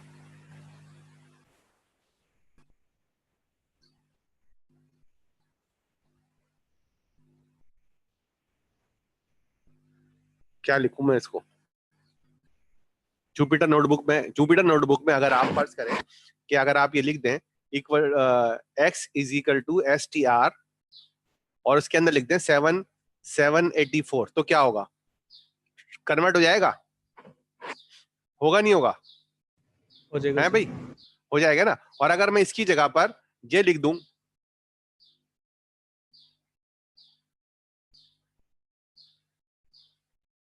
तो क्या होगा?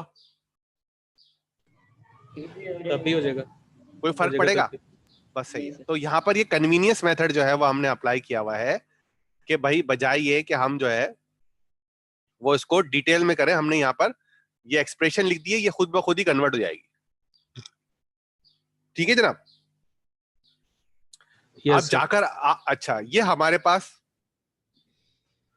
इसमें हमने 2 लेयर्स ऐड की हैं, एक ये वाली और एक आउटपुट वाली। लेकिन टेक्निकली तौर पर हमारे पास जो है ये एक इनपुट लेयर भी होती है। तो इसका मतलब ये हुआ कि इसके दरमियान में हमारी जो प्रोसेसिंग लेयर, जिसको हम हिडन लेयर कहते हैं, वो एक इसमें हिडन लेयर है, एक आउटपुट लेयर है और एक ये इनपुट लेयर है। ये 3 लेयर का हमारा ये छोटा सा बन गया है। अच्छा, ये इसको हम क्या कहेंगे? ये अभी हमने अपना नेटवर्क, न्यूरल नेटवर्क जो है वो अभी बनाया है, चलाया नहीं है। ये बात समझ में आ रही है आपको? Yes sir. Excuse me sir.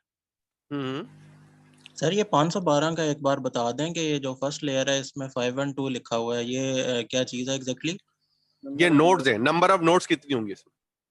तो सर ये हम कैसे चूज करते हैं, यानी हमने 512 ही क्यों लिया, हम कुछ और भी तो ले सकते थे, ये किस बेसिस पे हम सिलेक्ट करते हैं? ये अभी हमने हमने तो जो है वो एक आर्बिट्रेरी वैल्यू, यानी कोई भी एक वैल्यू है वो हमने ले ली है, ठीक है। 128 और 512 इस तरह की हम कोई वैल्यू ले सकते हैं, लेकिन यही चीज जो है वो हमें सीखनी है। जैसे हमने 512 पे चलाया तो उसमें एक्यूरेसी मिसाल के तौर पर 78% आई, फिर हमने 128 पे चलाया तो उस पर भी 78% आई, तो हम क्या करेंगे? कम वाला रख लेंगे। कम वाला रख लेंगे। इसका मतलब ये हुआ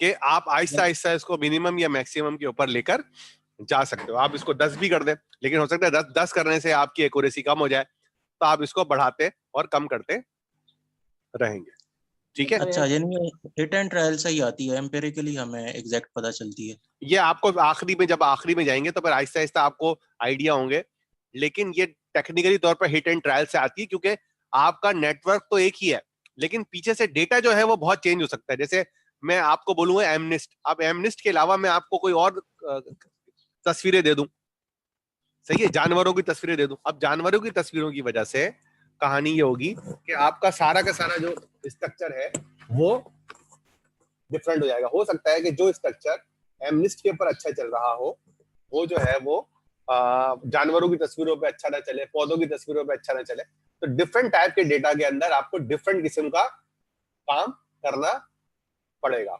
जैसे आपके पास वैक्सीन या कोई दवा बना रहे हैं आप, एंटीबायोटिक वगैरह, तो बहुत सारी किस्म की एंटीबायोटिक हैं, आप वो पेशेंट को, डिफरेंट पेशेंट को देते रहते हैं, फिर आपको फीडबैक मिलता रहता है कि सबसे अच्छी एंटीबायोटिक गले के में जो पेन है, या गले के अंदर जो क्या कहेंगे इन्फेक्शन जो है, गले के इन्फेक्शन में सबसे अच्छी एंटीबायोटिक आजकल क्या चल रही है। ये समझ में आ रही है बात? दोबारा समझाऊं ये वाली बात। भैया डॉक्टर के पास जाते हैं, जैसे आजकल लोगों के गले बहुत खराब है ना, अब 15 पेशेंट डॉक्टर के पास गए, डॉक्टर ने क्या किया, कुछ 10 लोगों को उसने जो है वो ऑगमेंटन लिख दी, 10 लोगों को उसने वेलोसेफ लिख दी, 10 लोगों को उसने लेफोलेक्स लिख दी, सही है। तो पता लगा कि जो लेफोलेक्स वाले थे वो वापस आ गए कि जी हमारा गला सही नहीं हो रहा, तो उसने कहा अच्छा ठीक है तुम लोग भी ऑगमेंटन खा लो, तो उसने ऑगमेंटन खा ली, अब वो सही हो गए। इसका मतलब ये हुआ कि मुझे पता लग गया कि भाई ऑगमेंटन सबसे ज्यादा मेरी अच्छी जो है वो रिस्पॉन्स कर रही है, तो मैं फिर सबको ऑगमेंटन दे दूंगा। तो ये डिफरेंट सिचुएशन के अंदर डिफरेंट है। अब उसके बाद एक बंदा आ गया चेस्ट इन्फेक्शन का, तो हो सकता है कि ऑगमेंटन में, वहां पे चेस्ट इन्फेक्शन में उस बंदे को ऑगमेंटन नहीं दूं, बल्कि मैं उसको कोई और दवा दे दूं। जी जी, सही हो गया सर। सर एक और चीज़ है, जिस तरह ये आपने ये बताया ना कि 512 है, ये हमने हिट एंड ट्रायल से फाइंड किया, इसी तरह ये जो एक्टिवेशन लिखी हुई है सामने रीलू और सॉफ्ट मैक्स के नाम से, ये भी इसी तरह ही फाइंड होंगी, यानी हम मुख्तलिफ ट्राई करके देखेंगे और रिजल्ट्स की बेसिस। रीलू का जिक्र अभी आगे चल के आ रहा है, तो मैं वो बताता हूँ। ठीक हो सर गया ये जो 512 को हम हिट एंड ट्रायल से कर रहे हैं, क्या इसी को हम हाइपर पैरामीटर ट्यूनिंग का नाम देते हैं? हाँ बिल्कुल बिल्कुल सही पकड़ा आपने, ठीक है। अच्छा, तो ये जरा इसका ये टेक्स्ट भी पढ़ ले, बाकी लोग जो सवाल नहीं कर रहे वो टेक्स्ट भी पढ़ ले, और अगर वो सवाल करना चाहे तो कर भी सकते हैं। जी सर, ये एक्टिवेशन का दोबारा बता दें प्लीज, ये दोनों एक्टिवेशन क्यों यूज किए हैं? एक्टिवेशन फंक्शन अभी हम नेक्स्ट टॉपिक है इसका, उस पर डिस्कस करेंगे।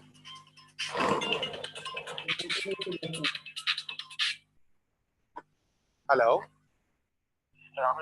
मैम साहब।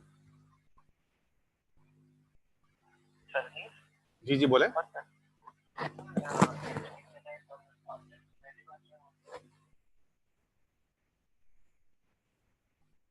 यार मेरी अभी जरा क्लास चल रही है, तुम मुझे आज तुम्हारी क्लास है सैटरडे वाली? हाँ बोलो।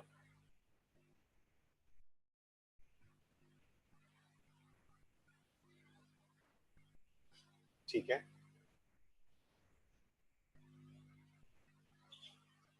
और तुम सेज मेकर अंदर जाओ, उसके अंदर जो है ना एक चौकोर आइकॉन होता है लेफ्ट साइड के ऊपर, ठीक है। तो उसमें देखो तुम्हारे पास चौकोर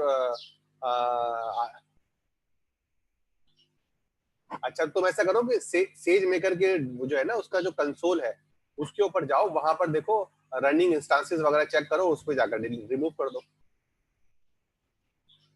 ठीक है, देख लो, वरना मुझे दोबारा कॉल करना है, मैं फिर दोबारा तुम्हारा मसला हल कराता हूं। सही है, सॉरी यार, ये एक अर्जेंट इशू था, इसके लिए मुझे उसको रिस्पॉन्ड करना पड़ा। अच्छा तो ये वाली जब तक आप लोगों ने ये पढ़ लिया होगा।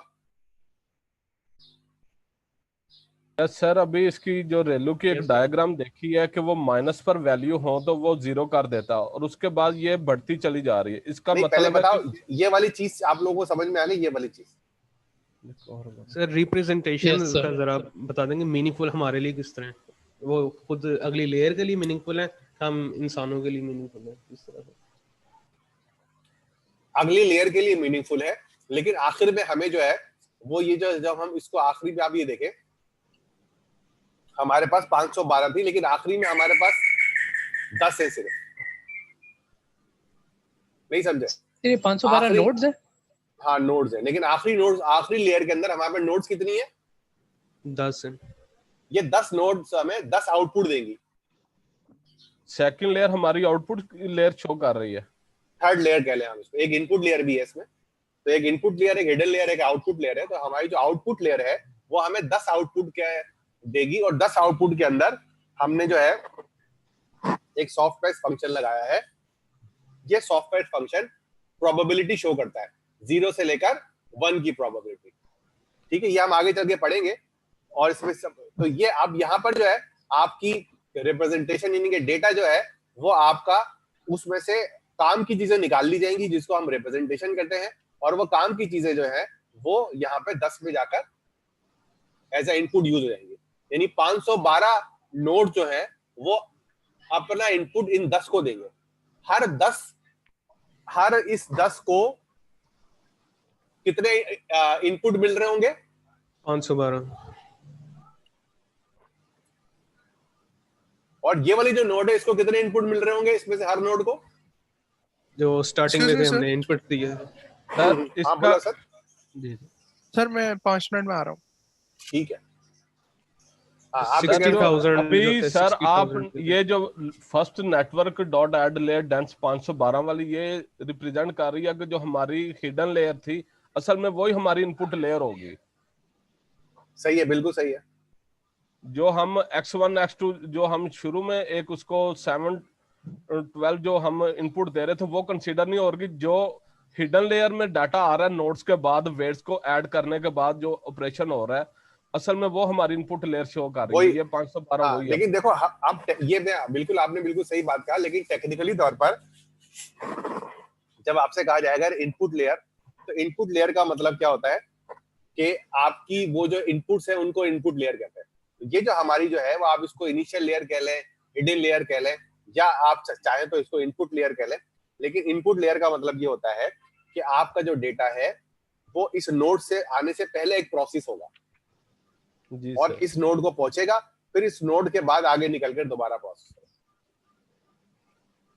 ठीक है, आप इसको नाम इनपुट लेयर वो नहीं होगी जो कि जहां पे हम लोग उसको इमेज प्रोवाइड करेंगे वो इनपुट लेयर होगी। हाँ, लेकिन हम इसको इमेज जो है इसको हम डायरेक्ट इमेज नहीं प्रोवाइड कर रहे ना। आप इसको अभी समझने के लिए इनपुट लेयर समझ लें, लेकिन टेक्निकली तौर पर आपकी ये जो लेयर है इसके अंदर आपके पास जो इनपुट आ रहा है वो इमेज नहीं आ रही, बल्कि इमेज और पैरामीटर मल्टीप्लाई होकर आ रहे हैं, यानी x और w मल्टीप्लाई होकर आ रहे हैं। ओके, ठीक है, आप देखो मैं आपको समझाता हूँ।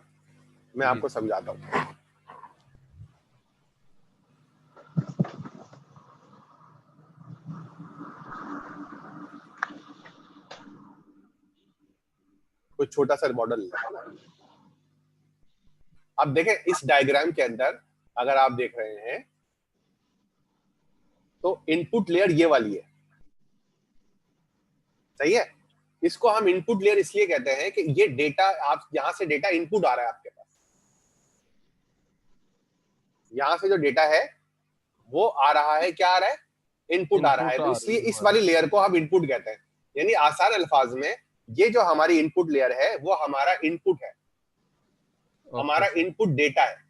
अब ये जो इनपुट लेयर है ये यहाँ पर यहाँ पर काम हो रहा है, ऐसा नहीं है कि डेटा डायरेक्ट इसके अंदर आ रहा है। यहाँ पर ये काम ये हो रहा है कि ये वाला डेटा यहाँ भी जाएगा, यहाँ भी जाएगा, यहाँ भी जाएगा, यहाँ भी जाएगा। तो यहाँ पर ये जो डिस्ट्रीब्यूशन का काम है वो इस लेयर के ऊपर हो रहा है, नंबर 1। नंबर 2 ये है कि इस पे डेटा डायरेक्टली नहीं जा रहा होता, बल्कि यहाँ पर इस जगह के ऊपर, अगर मैं इस तस्वीर को और थोड़ा सा ऐड कराऊं कहीं पर, ये देखिए इसमें लिखा हुआ ना, ये इनपुट लेयर है, ये हिडन लेयर है, ये हिडन लेयर है, ठीक है। कहीं पर W भी दिखा रहा हूँ। अब जैसे यहाँ पर भी यही दिखाया गया, ये हमारी इनपुट्स है, यहाँ पे जाकर काम हो रहा है। तो ये जो हमारी इनपुट्स है इनको हम इनपुट लेयर इसीलिए कहते हैं कि ये आपको डेटा इनपुट के तौर पर दे रहे होते हैं। मैं यहाँ पर देख रहा था कि हाँ सर, तो हम लोग प्रोवाइड क्या कर रहे हैं इनपुट लेयर में? एक्चुअली जो हम लोगों ने हमारा जो ट्रेन डेटा वो था, डेटा सेट था, उसमें से क्या प्रोवाइड कर रहे हैं हम लोग इनपुट लेयर में? हम डेटा शेयर में इमेज प्रोवाइड कर रहे हैं ना, और लेबल्स भी उसके साथ प्रोवाइड कर रहे हैं या सिर्फ वो इमेजेस प्रोवाइड कर रहे हैं? लेबल्स आखिरी में मैच होते हैं ना। मतलब सर हम इनपुट में ये जो 0 से जो 9 तक की वैल्यूज हैं वो हम इनपुट में हम इसको दे रहे हैं। हाँ, मैं इसको दोबारा थोड़ा समझाता हूँ। ये आपके पास इनपुट है, देखिए यहाँ पे लिखा हुआ भी है x1, x2, x3 और xn। जितने भी आपके इमेजेस हैं, ये सारा का सारा डेटा जो है, ये समझ लें कि आपके पास 60,000 इमेजेस हैं। ये आपको थोड़ा सा मुश्किल लग रहा होगा, लेकिन ये बिल्कुल सही बात है कि 60,000 इमेजेस का डेटा आपके पास एक x1 से लेकर xn तक, ये सारा का सारा डेटा आपके पास इस वाले लेयर के अंदर आना शुरू हो गया। ये आपकी कौन सी है? Input layer. यहाँ पर क्या हो रहा है? x1 यहाँ पर आ गया, x2 यहाँ पर आ गया, x3। तो ये इनपुट लेयर कुछ भी नहीं कर रही, यानी कोई भी डेटा प्रोसेस नहीं कर रही, बल्कि ये क्या कर रही है? इनपुट लेयर ये अब यहाँ से डेटा को जितने, अब देखें यहाँ पर जितने x हैं उतनी ही इनपुट लेयर्स हैं, सही है, यानी उतनी ही नोड है यहाँ पर। तो अगर आपके पास 784 नोड है तो 784 ही आपके पास, और सॉरी 784 एलिमेंट है, तो 784 जो है वो आपके पास इनपुट नोड है। ये इनपुट नोड क्या कर रही है कि अपनी आगे वाली लेयर के अंदर, कौन सी लेयर के अंदर? अपनी आगे वाली लेयर के अंदर, अगर आगे वाली 512 लेयर है तो ये इनपुट लेयर 512 को अपना डेटा भेजेगी। ये समझ में आ रही है बात? ये एक नोड जो है वो एक एक्स को जो है वो 512 को भेजेगी, तो ये भी काम तो कर रही है। इसका मतलब है ये वाली नोड जो है इसका काम है डिस्ट्रीब्यूशन करना। तो इसने डिस्ट्रीब्यूशन के लिए क्या किया कि आपका एक एक्स लिया और आगे वाली 512 हो या 128 हो या 50 हो या 60 हो, जितने भी हो, उन सबको डेटा, एक ही डेटा को सबको भेज दिया। ये बात समझ में आ गई आपको? इसमें एक और चीज है जो मिसिंग है, और वो ये है कि वो डेटा उसने सारा डायरेक्ट नहीं भेजा, बल्कि एक W से मल्टीप्लाई भी किया उसने, फिर भेजा है डेटा। यानी कि आपने उसने x लिया, x को W से मल्टीप्लाई किया और उसको जो है वो एक नोड को भेजा, फिर दूसरे नोड को दूसरा W भेजा, तीसरे नोड को तीसरा W, इस तरह जो है वो उसने x को W से मल्टीप्लाई करके आपको वो सारी नोड के ऊपर भेजना शुरू कर दिया। सर इसका कोई स्टैंडर्ड होता है कि 512 है या 60 है या 120? नॉर्मली तौर पर हम 2 के मल्टीपल पे रखते हैं ना, जैसे मैंने मेरे मुंह से अभी जैसे निकला 128 भी इस्तेमाल होता है, लेकिन आप देखेंगे 128, 256 और 512 ये डबल है आपस में, ठीक है। ये ऐसे हमने एक स्टैंडर्ड बना लिया है, इसको कहते हैं डी फैक्टो स्टैंडर्ड, मतलब इसका कोई रीजन नहीं है, वो ऐसे ही रखा हुआ। तो अब यहां तक उम्मीद है बात समझ में आ गई होगी ना। डिस्टिलेशन क्या? डिस्टिलेशन जो है इसका मतलब होता है छानना।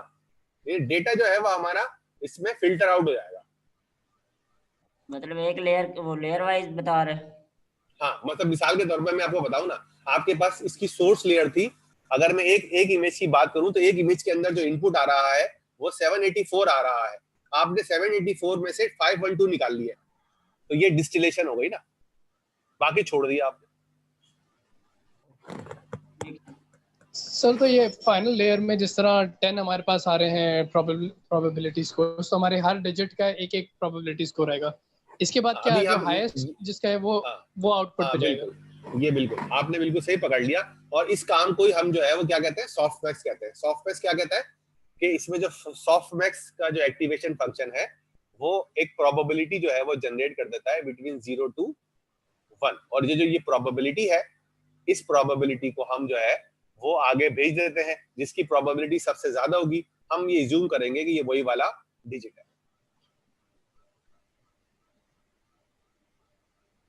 यहाँ तक कोई सवाल?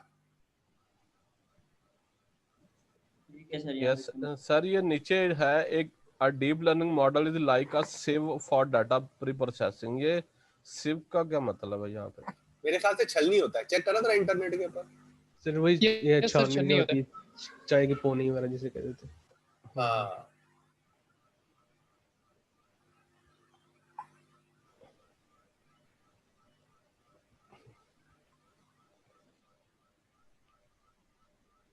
चलनी है, क्या कह रहे हैं?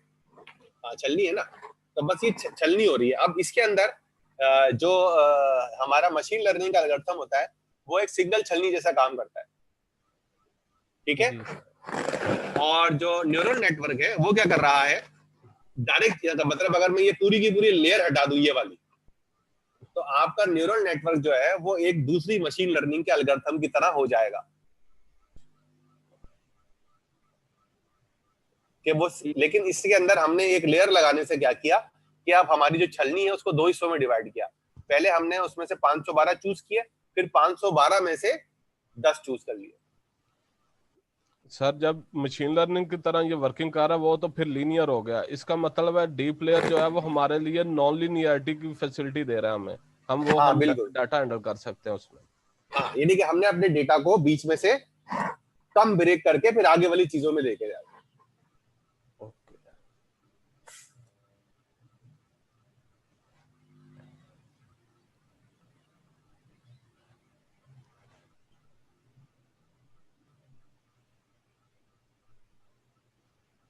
अब वो जो आप सॉफ्टवेयर कह रहे थे वो सॉफ्टवेयर की पूरी डिटेल यहाँ पे लिखी हुई है।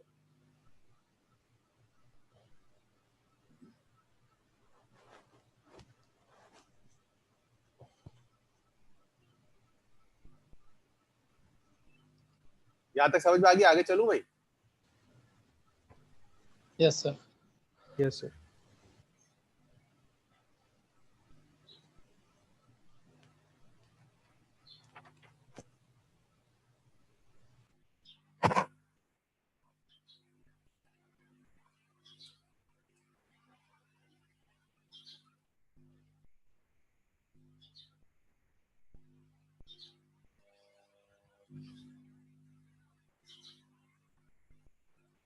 अच्छा, हम यहाँ आ गए।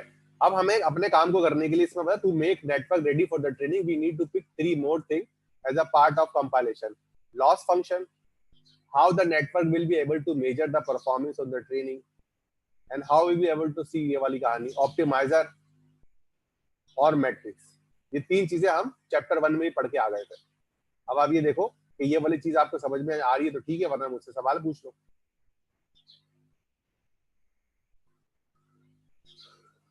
सही, ये तीनों होते कहाँ पर है यूज, मतलब हमारे मॉडल के अंदर? ये तीनों हमने लास्ट टाइम ये पढ़ा था ना, मैं आपको ये जरा पेज नंबर याद रखना, 52 पर है ना।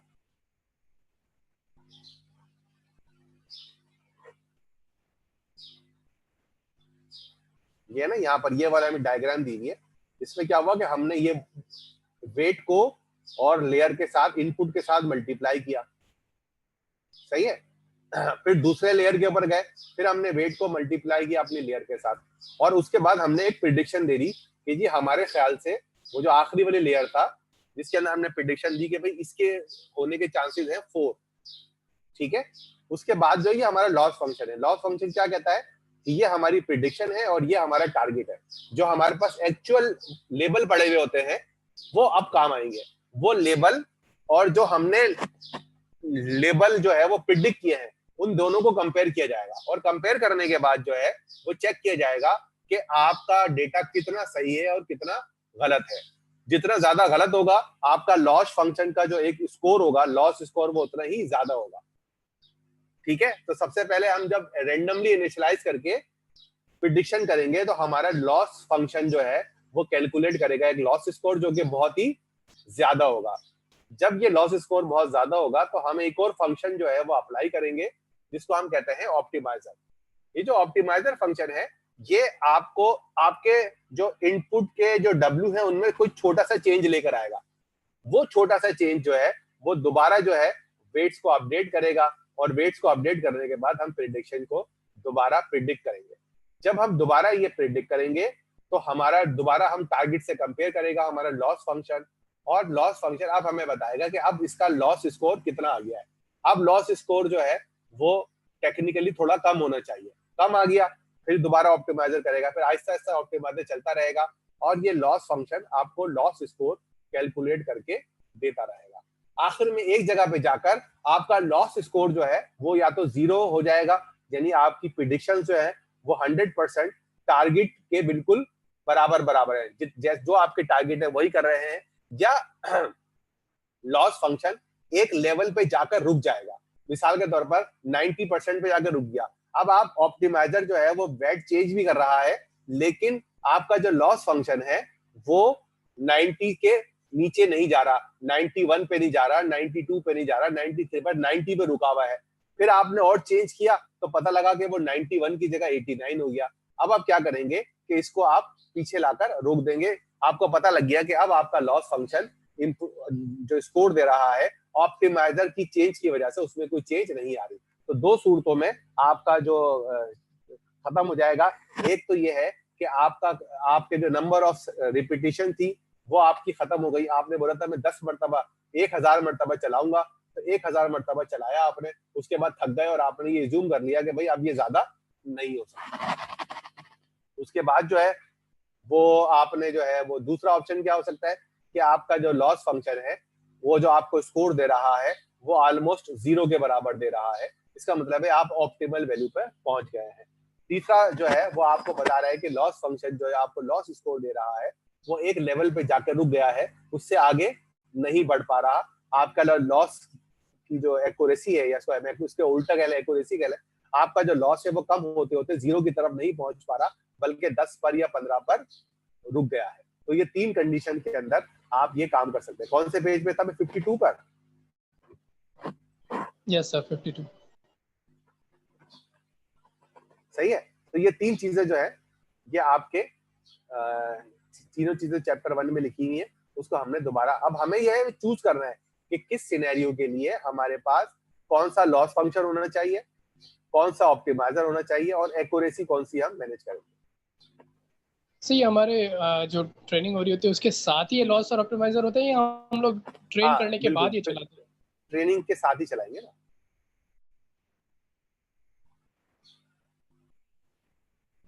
सही है।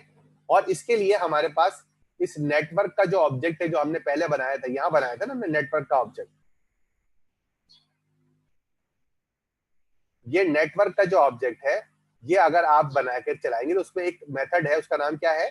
कंपाइल, जिसके अंदर आपको बताना पड़ता है कि ऑप्टिमाइजर जो है वो आरएमएस प्रॉप है, लॉस जो है वो कैटेगोरिकल क्रॉस एंट्रोपी है, और मैट्रिक्स जो है वो आपकी एक्यूरेसी है। ये 3 चीजें इसको आपको बता देंगे। अभी मैं आपको ये बता दूं कि इस चैप्टर के अंदर जो कोड बताए गए हैं उसमें अभी आपको बिल्कुल भी समझ में नहीं आएगा कि आरएमएस प्रॉप क्या होता है और कैटेगोरिकल एक्यूरेसी क्या होता है और एक्यूरेसी क्या होगा। ये आहिस्ता आहिस्ता समझ में आएंगे आप। ये इसकी किताब में खुद लिख दिया है। ठीक है।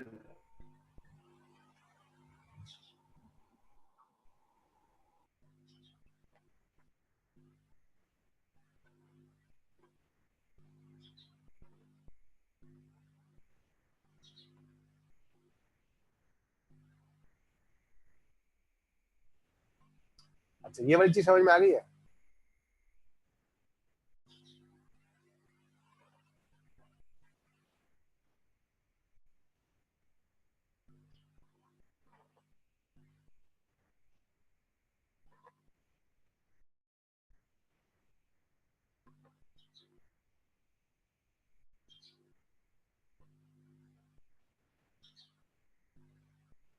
इसमें कोई सवाल करना है तो पूछ लें।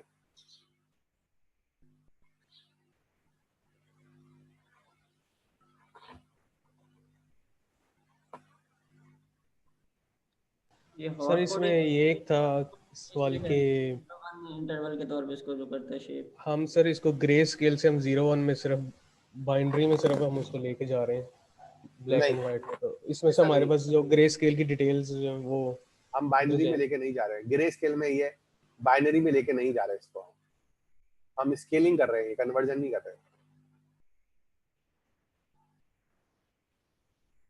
सर ये नहीं कि फॉर एग्जांपल हमारे पास कोई वैल्यू है 200 पे है ग्रे स्केल में, तो वो 0-1 वाले में कहाँ लाई करेगी? नहीं, इसको देखो समझने की कोशिश करो। देखो ये क्या लिखा हुआ है, ये लिखा हुआ है कि आपको all value are in the 0 and 1 interval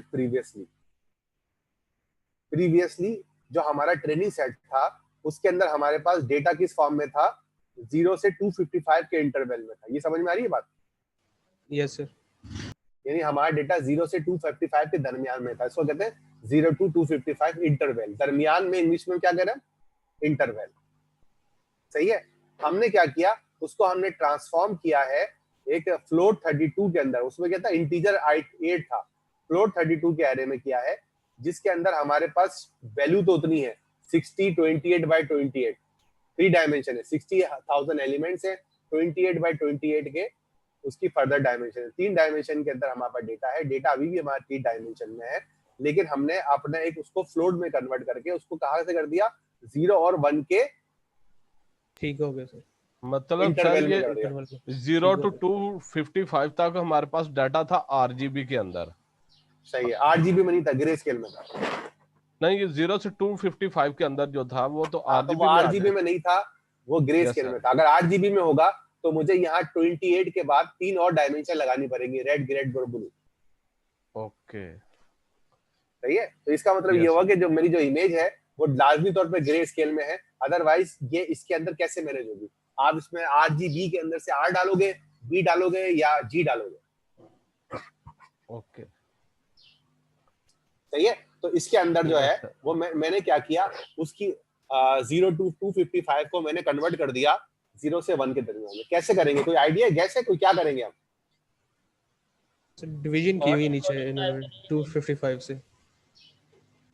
हाँ, अब इसके अंदर मैं आपको ये दिखा भी देता हूं शायद।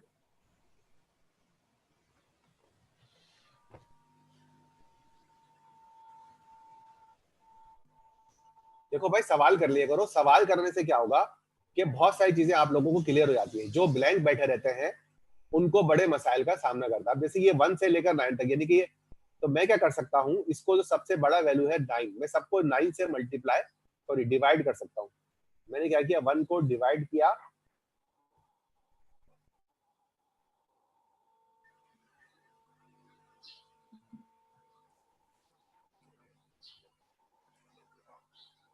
सही है भाई, और मैं इसको सबको डिवाइड कर दिया। तो अब इसके अंदर हर वैल्यू जो है वो यूनिक मौजूद है। सारी वैल्यूज क्या है, यूनिक है, लेकिन इनके दरमियान का जो डिस्टेंस है वो रिड्यूस कर दिया मैंने। यस, सही है। तो अगर आप देख सकते हैं अभी तक वैल्यू काफी जो है वो जैसे पहले थी वैसी थी, लेकिन अब ये वैल्यू है वो 0 से 1 के दरमियान में है। सबसे छोटी वैल्यू अराउंड 0 के बराबर, अगर मैं यहाँ 0 लगा दूं तो सही है। तो जब भी आपको रिड्यूस करना हो स्केल, आप डिवाइड कर देते हैं मैक्सिमम नंबर से। सर इससे अब हमारी परफॉर्मेंस बूस्ट हो जाएगी, फिर परफॉर्मेंस बूस्ट हो जाएगी बिल्कुल हमारी। अब जैसे आपके पास, आपने देखा होगा कभी आपने कि आपको बार बार बोल, जैसे आप वहां पे जाते हैं किसी ऐसी जगह पर जहां पर मिलियंस के अंदर कारोबार हो रहा हो, सही है ना। यानी जैसे आप मकान खरीदने जाते हैं, आपने बोला यार ये मकान कितने का है, वो बोलेगा यार ये आपको पड़ेगा 1/22 का। अब ये 1/22 क्या है, 1,22,00,000। हाँ, तो इसका मतलब ये हुआ कि उसमें उसने जो है वो 5 सिफर जो है उसको डिवाइड कर दिया 5 सिफर से, यानी 100,000 से उसने डिवाइड कर दिया। तो अब वो क्या कर रहा है, इसको उसने वैल्यू रिड्यूस कर दिया।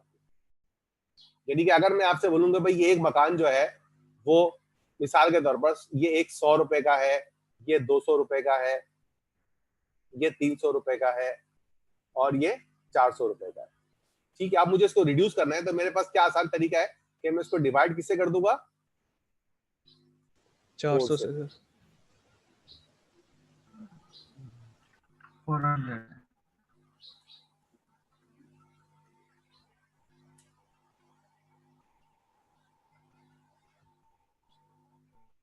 तो वैल्यू आपकी वही रही, लेकिन आपकी जो रेंज है वो आपका स्केलिंग जो है, इसको हम कहते हैं स्केलिंग। तो ये आपकी जो है, ये आपकी साहब यहाँ पर जनाब, यहाँ पर ये आपकी स्केलिंग हो गई। ठीक है, सही है। ये तो इसके लिए उसने यहाँ पे लिखा हुआ भी है स्केलिंग करने के लिए, कि इसने आपको जो है वो स्केलिंग करने के लिए आपने क्या किया, इसने ट्रेनिंग इमेजेस को भी और टेस्टिंग इमेजेस को भी, जो भी इमेज का डेटा था उसको उसने कन्वर्ट डिवाइड कर दिया 255 से, और इसके लिए उसने numpy के जो है वो वेक्टर ऑपरेशन का भरपूर इस्तेमाल किया। यानी एक काम आपका एक लाइन में हो गया। 60,000 इमेजेस थी, उसको पता था कि यार सब जगह 0 से लेकर 255 तक के नंबर्स हैं, तो उसने ये बताया कि भाई सबको फ्लोट 32 में कन्वर्ट करके डिवाइड कर दो 255 से, तो जो डेटा जहां पर होगा वो डिवाइड हो जाएगा, वही रिजल्ट दोबारा आपने स्टोर कर दिया। तो ये दोबारा रीशेप क्यों कर रहा है?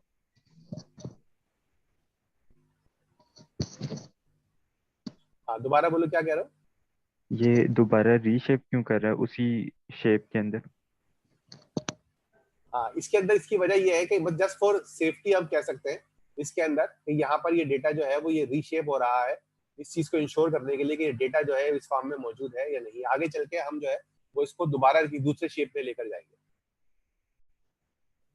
ठीक है सर। तो इससे 2 डायमेंशनल के अंदर इसको लेकर आ गया, और उसके बाद जो है वो इसको उसने कर दिया। डेटा जो है वो शुरू में यहाँ पर देखें, यहाँ पर जाएं डेटा को, डेटा जो है वो हमारा शुरू में इस कंडीशन में है 60, सही है, ये देख रहे हैं आप 60 28 बाय 28, कितनी डायमेंशन बन रही है ये?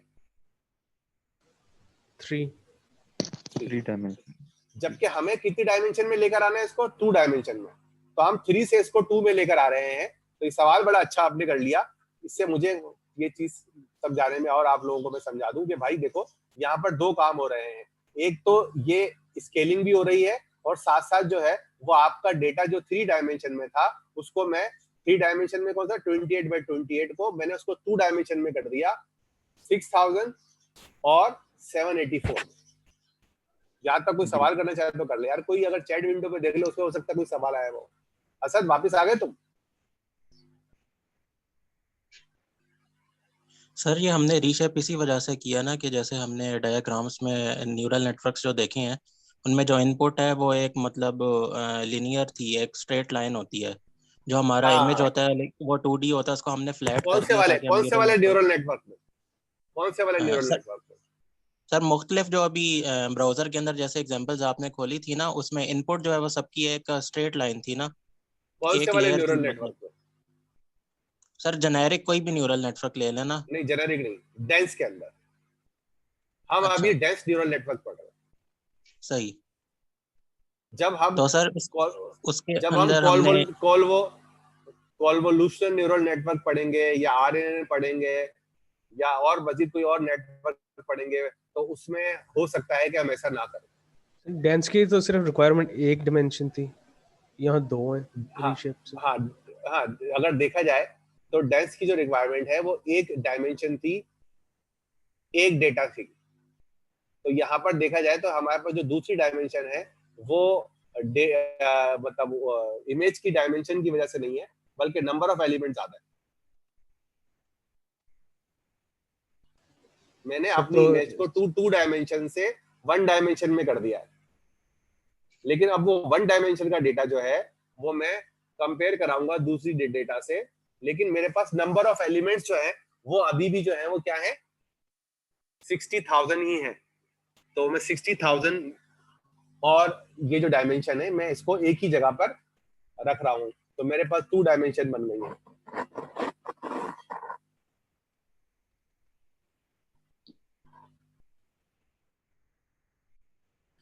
मेरे पास मैंने अपने डेटा को कन्वर्ट कर लिया है, 2 डायमेंशन से 1 डायमेंशन में कर लिया है, लेकिन मेरे पास नंबर ऑफ इमेजेस जो है 60,000 है, इसलिए मेरा जो एरे है वो 2 डायमेंशनल है, 60 और 28 बाय 28 मल्टीप्लाई बाय 28।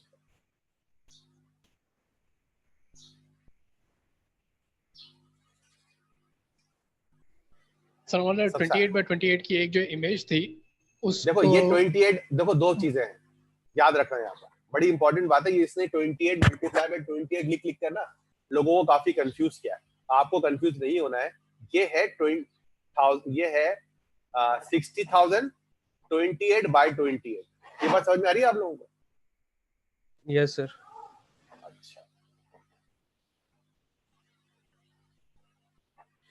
ये है 60,000 28 मल्टीप्लाई बाय 28 है, 28/28 नहीं है। Yes sir. तो दोनों में फर्क समझ लेना।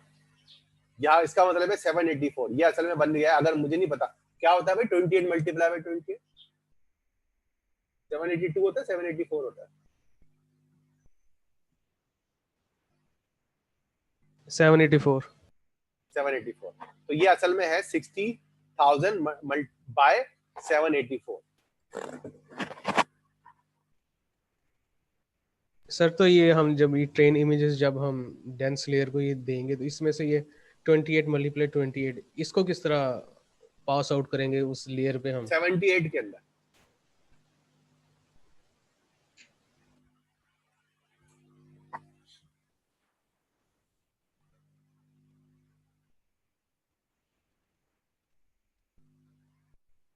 ये ना इनपुट 1 इनपुट 2 78 लेयर्स जो है, 78 इनपुट जो है वो आपके डेटा में चले जाएंगे। ठीक है,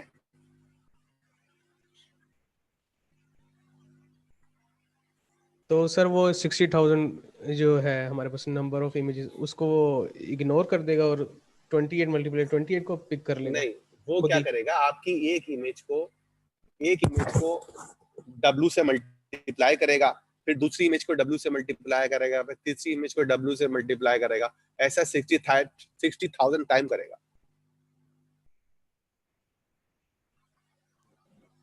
सर एक बिल्कुल बेसिक सवाल है, लेकिन 28/28 जैसे इमेज है हमारे हर पिक्सल की इमेज अब हमारे पास 28/28 नहीं है, इमेज हमारे पास अब 28 मल्टीप्लाई बाय 28 है, जिसका मतलब है 784 पिक्सल्स।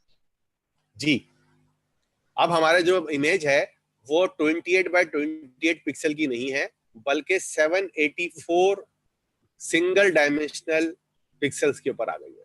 हमने उसको शेप में कन्वर्ट कर दिया। सर ये देखो ये रीशेप की जो कमांड है, 784 में हमारे पास एक पिक्चर पूरी रिप्रेजेंट कर रहा है और 28/28 से मुराद था एक पिक्सल, उसके पूरी तस्वीर का एक सेल। पहले भी ये थी कि हमारे पास एक पिक्चर थी जिसको हमने ग्रे स्केल में कन्वर्ट किया हुआ था और इसको बहुत ज्यादा सिंपल कर दिया था।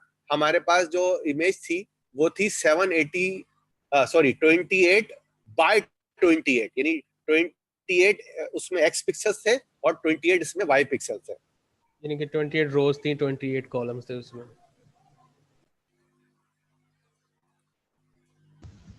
तो सर 784 भी तो सर 28/28 ये देख रहे हो ना, ये हमारी इमेज थी, जैसे ये 6 है ना, ये हमारी इमेज है ना। तो हमारी इमेज जो है वो 0 से लेकर 28 जो है उसमें y एक्सिस है और 0 से लेकर 28 तक उसमें x एक्सिस है। तो ये हमारी इमेज है, सही है। मैंने क्या किया, इसके अंदर से इसको उठाया, इस वाली लेयर को इसके नीचे लगा दिया, इसको उठाया और इसके नीचे लगा दिया। तो मैंने इसको 2 डायमेंशनल इमेज को मैं नीचे लेकर आ गया और मैंने इसको सिंगल डायमेंशन में कन्वर्ट कर दिया। जब मैंने सिंगल डायमेंशन में कन्वर्ट किया,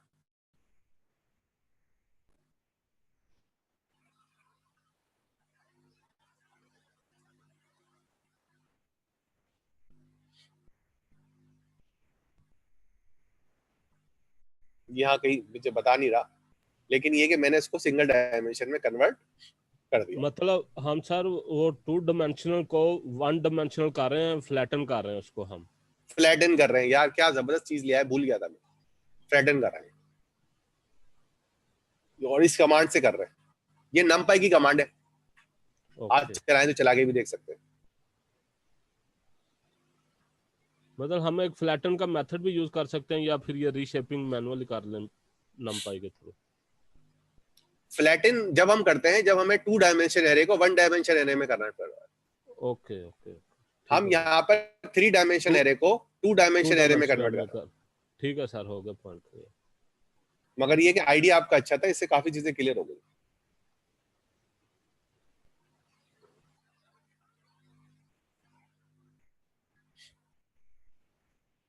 अब उसके बाद ये आखिरी चीज है जो हम इसको डिस्कस करते हैं, ठीक है, 2 कैटेगोरिकल। ये हमारा एक प्रोसेस है जिसके अंदर हम लेबल्स को कैटेगरीज में कन्वर्ट कर देते हैं। इसको कहते हैं वन हॉट कोडिंग।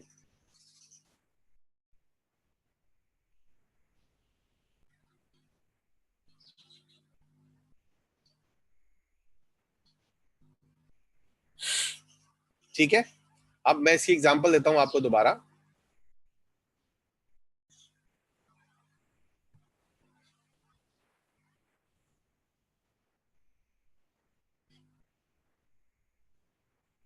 मेरे पास ये 0 से लेकर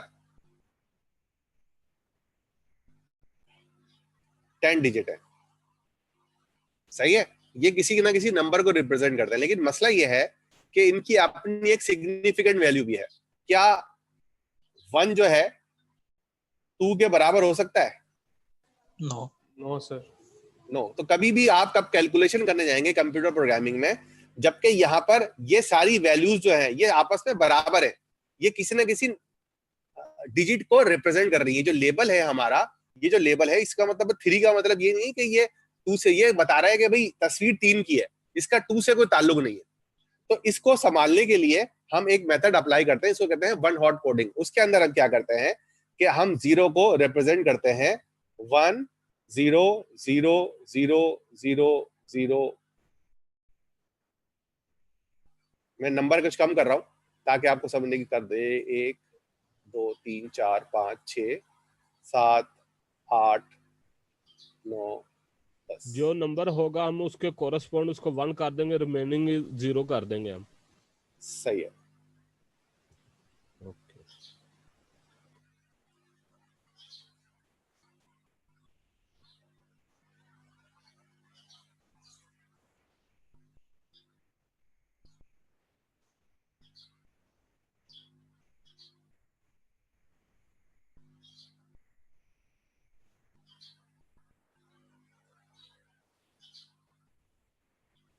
अब मैं सोचता हूँ कि कभी कभी ये 2-3 स्टूडेंट जो मुझसे मुसलसल फीडबैक दे रहे होते हैं और सवाल पूछ रहे होते हैं, अगर ये कभी जो एब्सेंट हो गए तो क्लास कैसे चलेगी?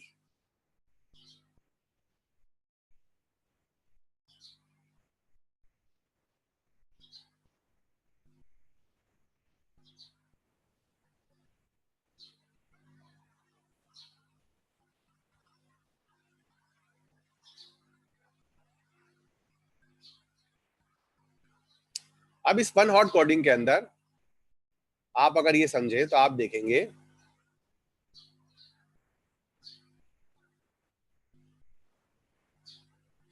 कि आपने, अब जैसे यहाँ पे 1 है तो यहाँ 0 हो जाएगा और यहाँ पर 1 हो जाएगा, यहाँ 0 हो जाएगा। सब जगह 0 कर लेता हूँ मैं पहले।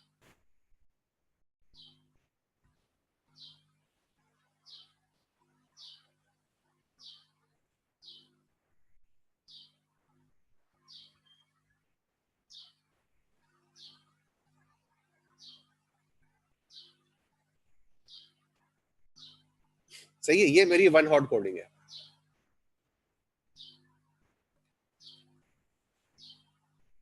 अब मैंने क्या किया, इन नंबर्स को एक वन हॉट कोडिंग में नंबर कर दिया। अब इससे क्या हुआ कि अब ये सारे नंबर एक दूसरे के बराबर हो गए। इनकी जो मैंने वैल्यूज थी वो बराबर कर दी। अगर आप देखें, मैं यहाँ पे सम का फंक्शन चला रहा हूं, सम का फंक्शन सबको 1 बता रहा है। Yes sir. इनकी जो, अब यहाँ पर मैं ये कह सकता हूँ कि भाई क्या ये वाली जो सारी वैल्यूज है क्या ये इसके बराबर है? तो आप हाँ बोले।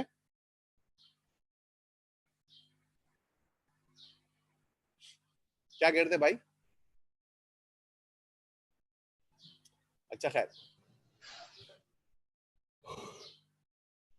ये वन हॉट कोडिंग आपको समझ में आ गई और इसका मतलब मकसद भी समझ में आ गया कि मैंने जो है वो वन हॉट कोडिंग के जरिए आपने डिजिट, कोई भी डेटा को जो जिनकी वैल्यू एक दूसरे से कंपेयर नहीं कर सकता था, अब मैंने उनकी वैल्यू जो है वो एक जैसी कर दी। यस सर, उनकी इक्वालिटी पे लिए हैं, बराबरी पे आ गए हैं। सर दोबारा लफ्ज बोलिएगा, क्या कह रहे हैं?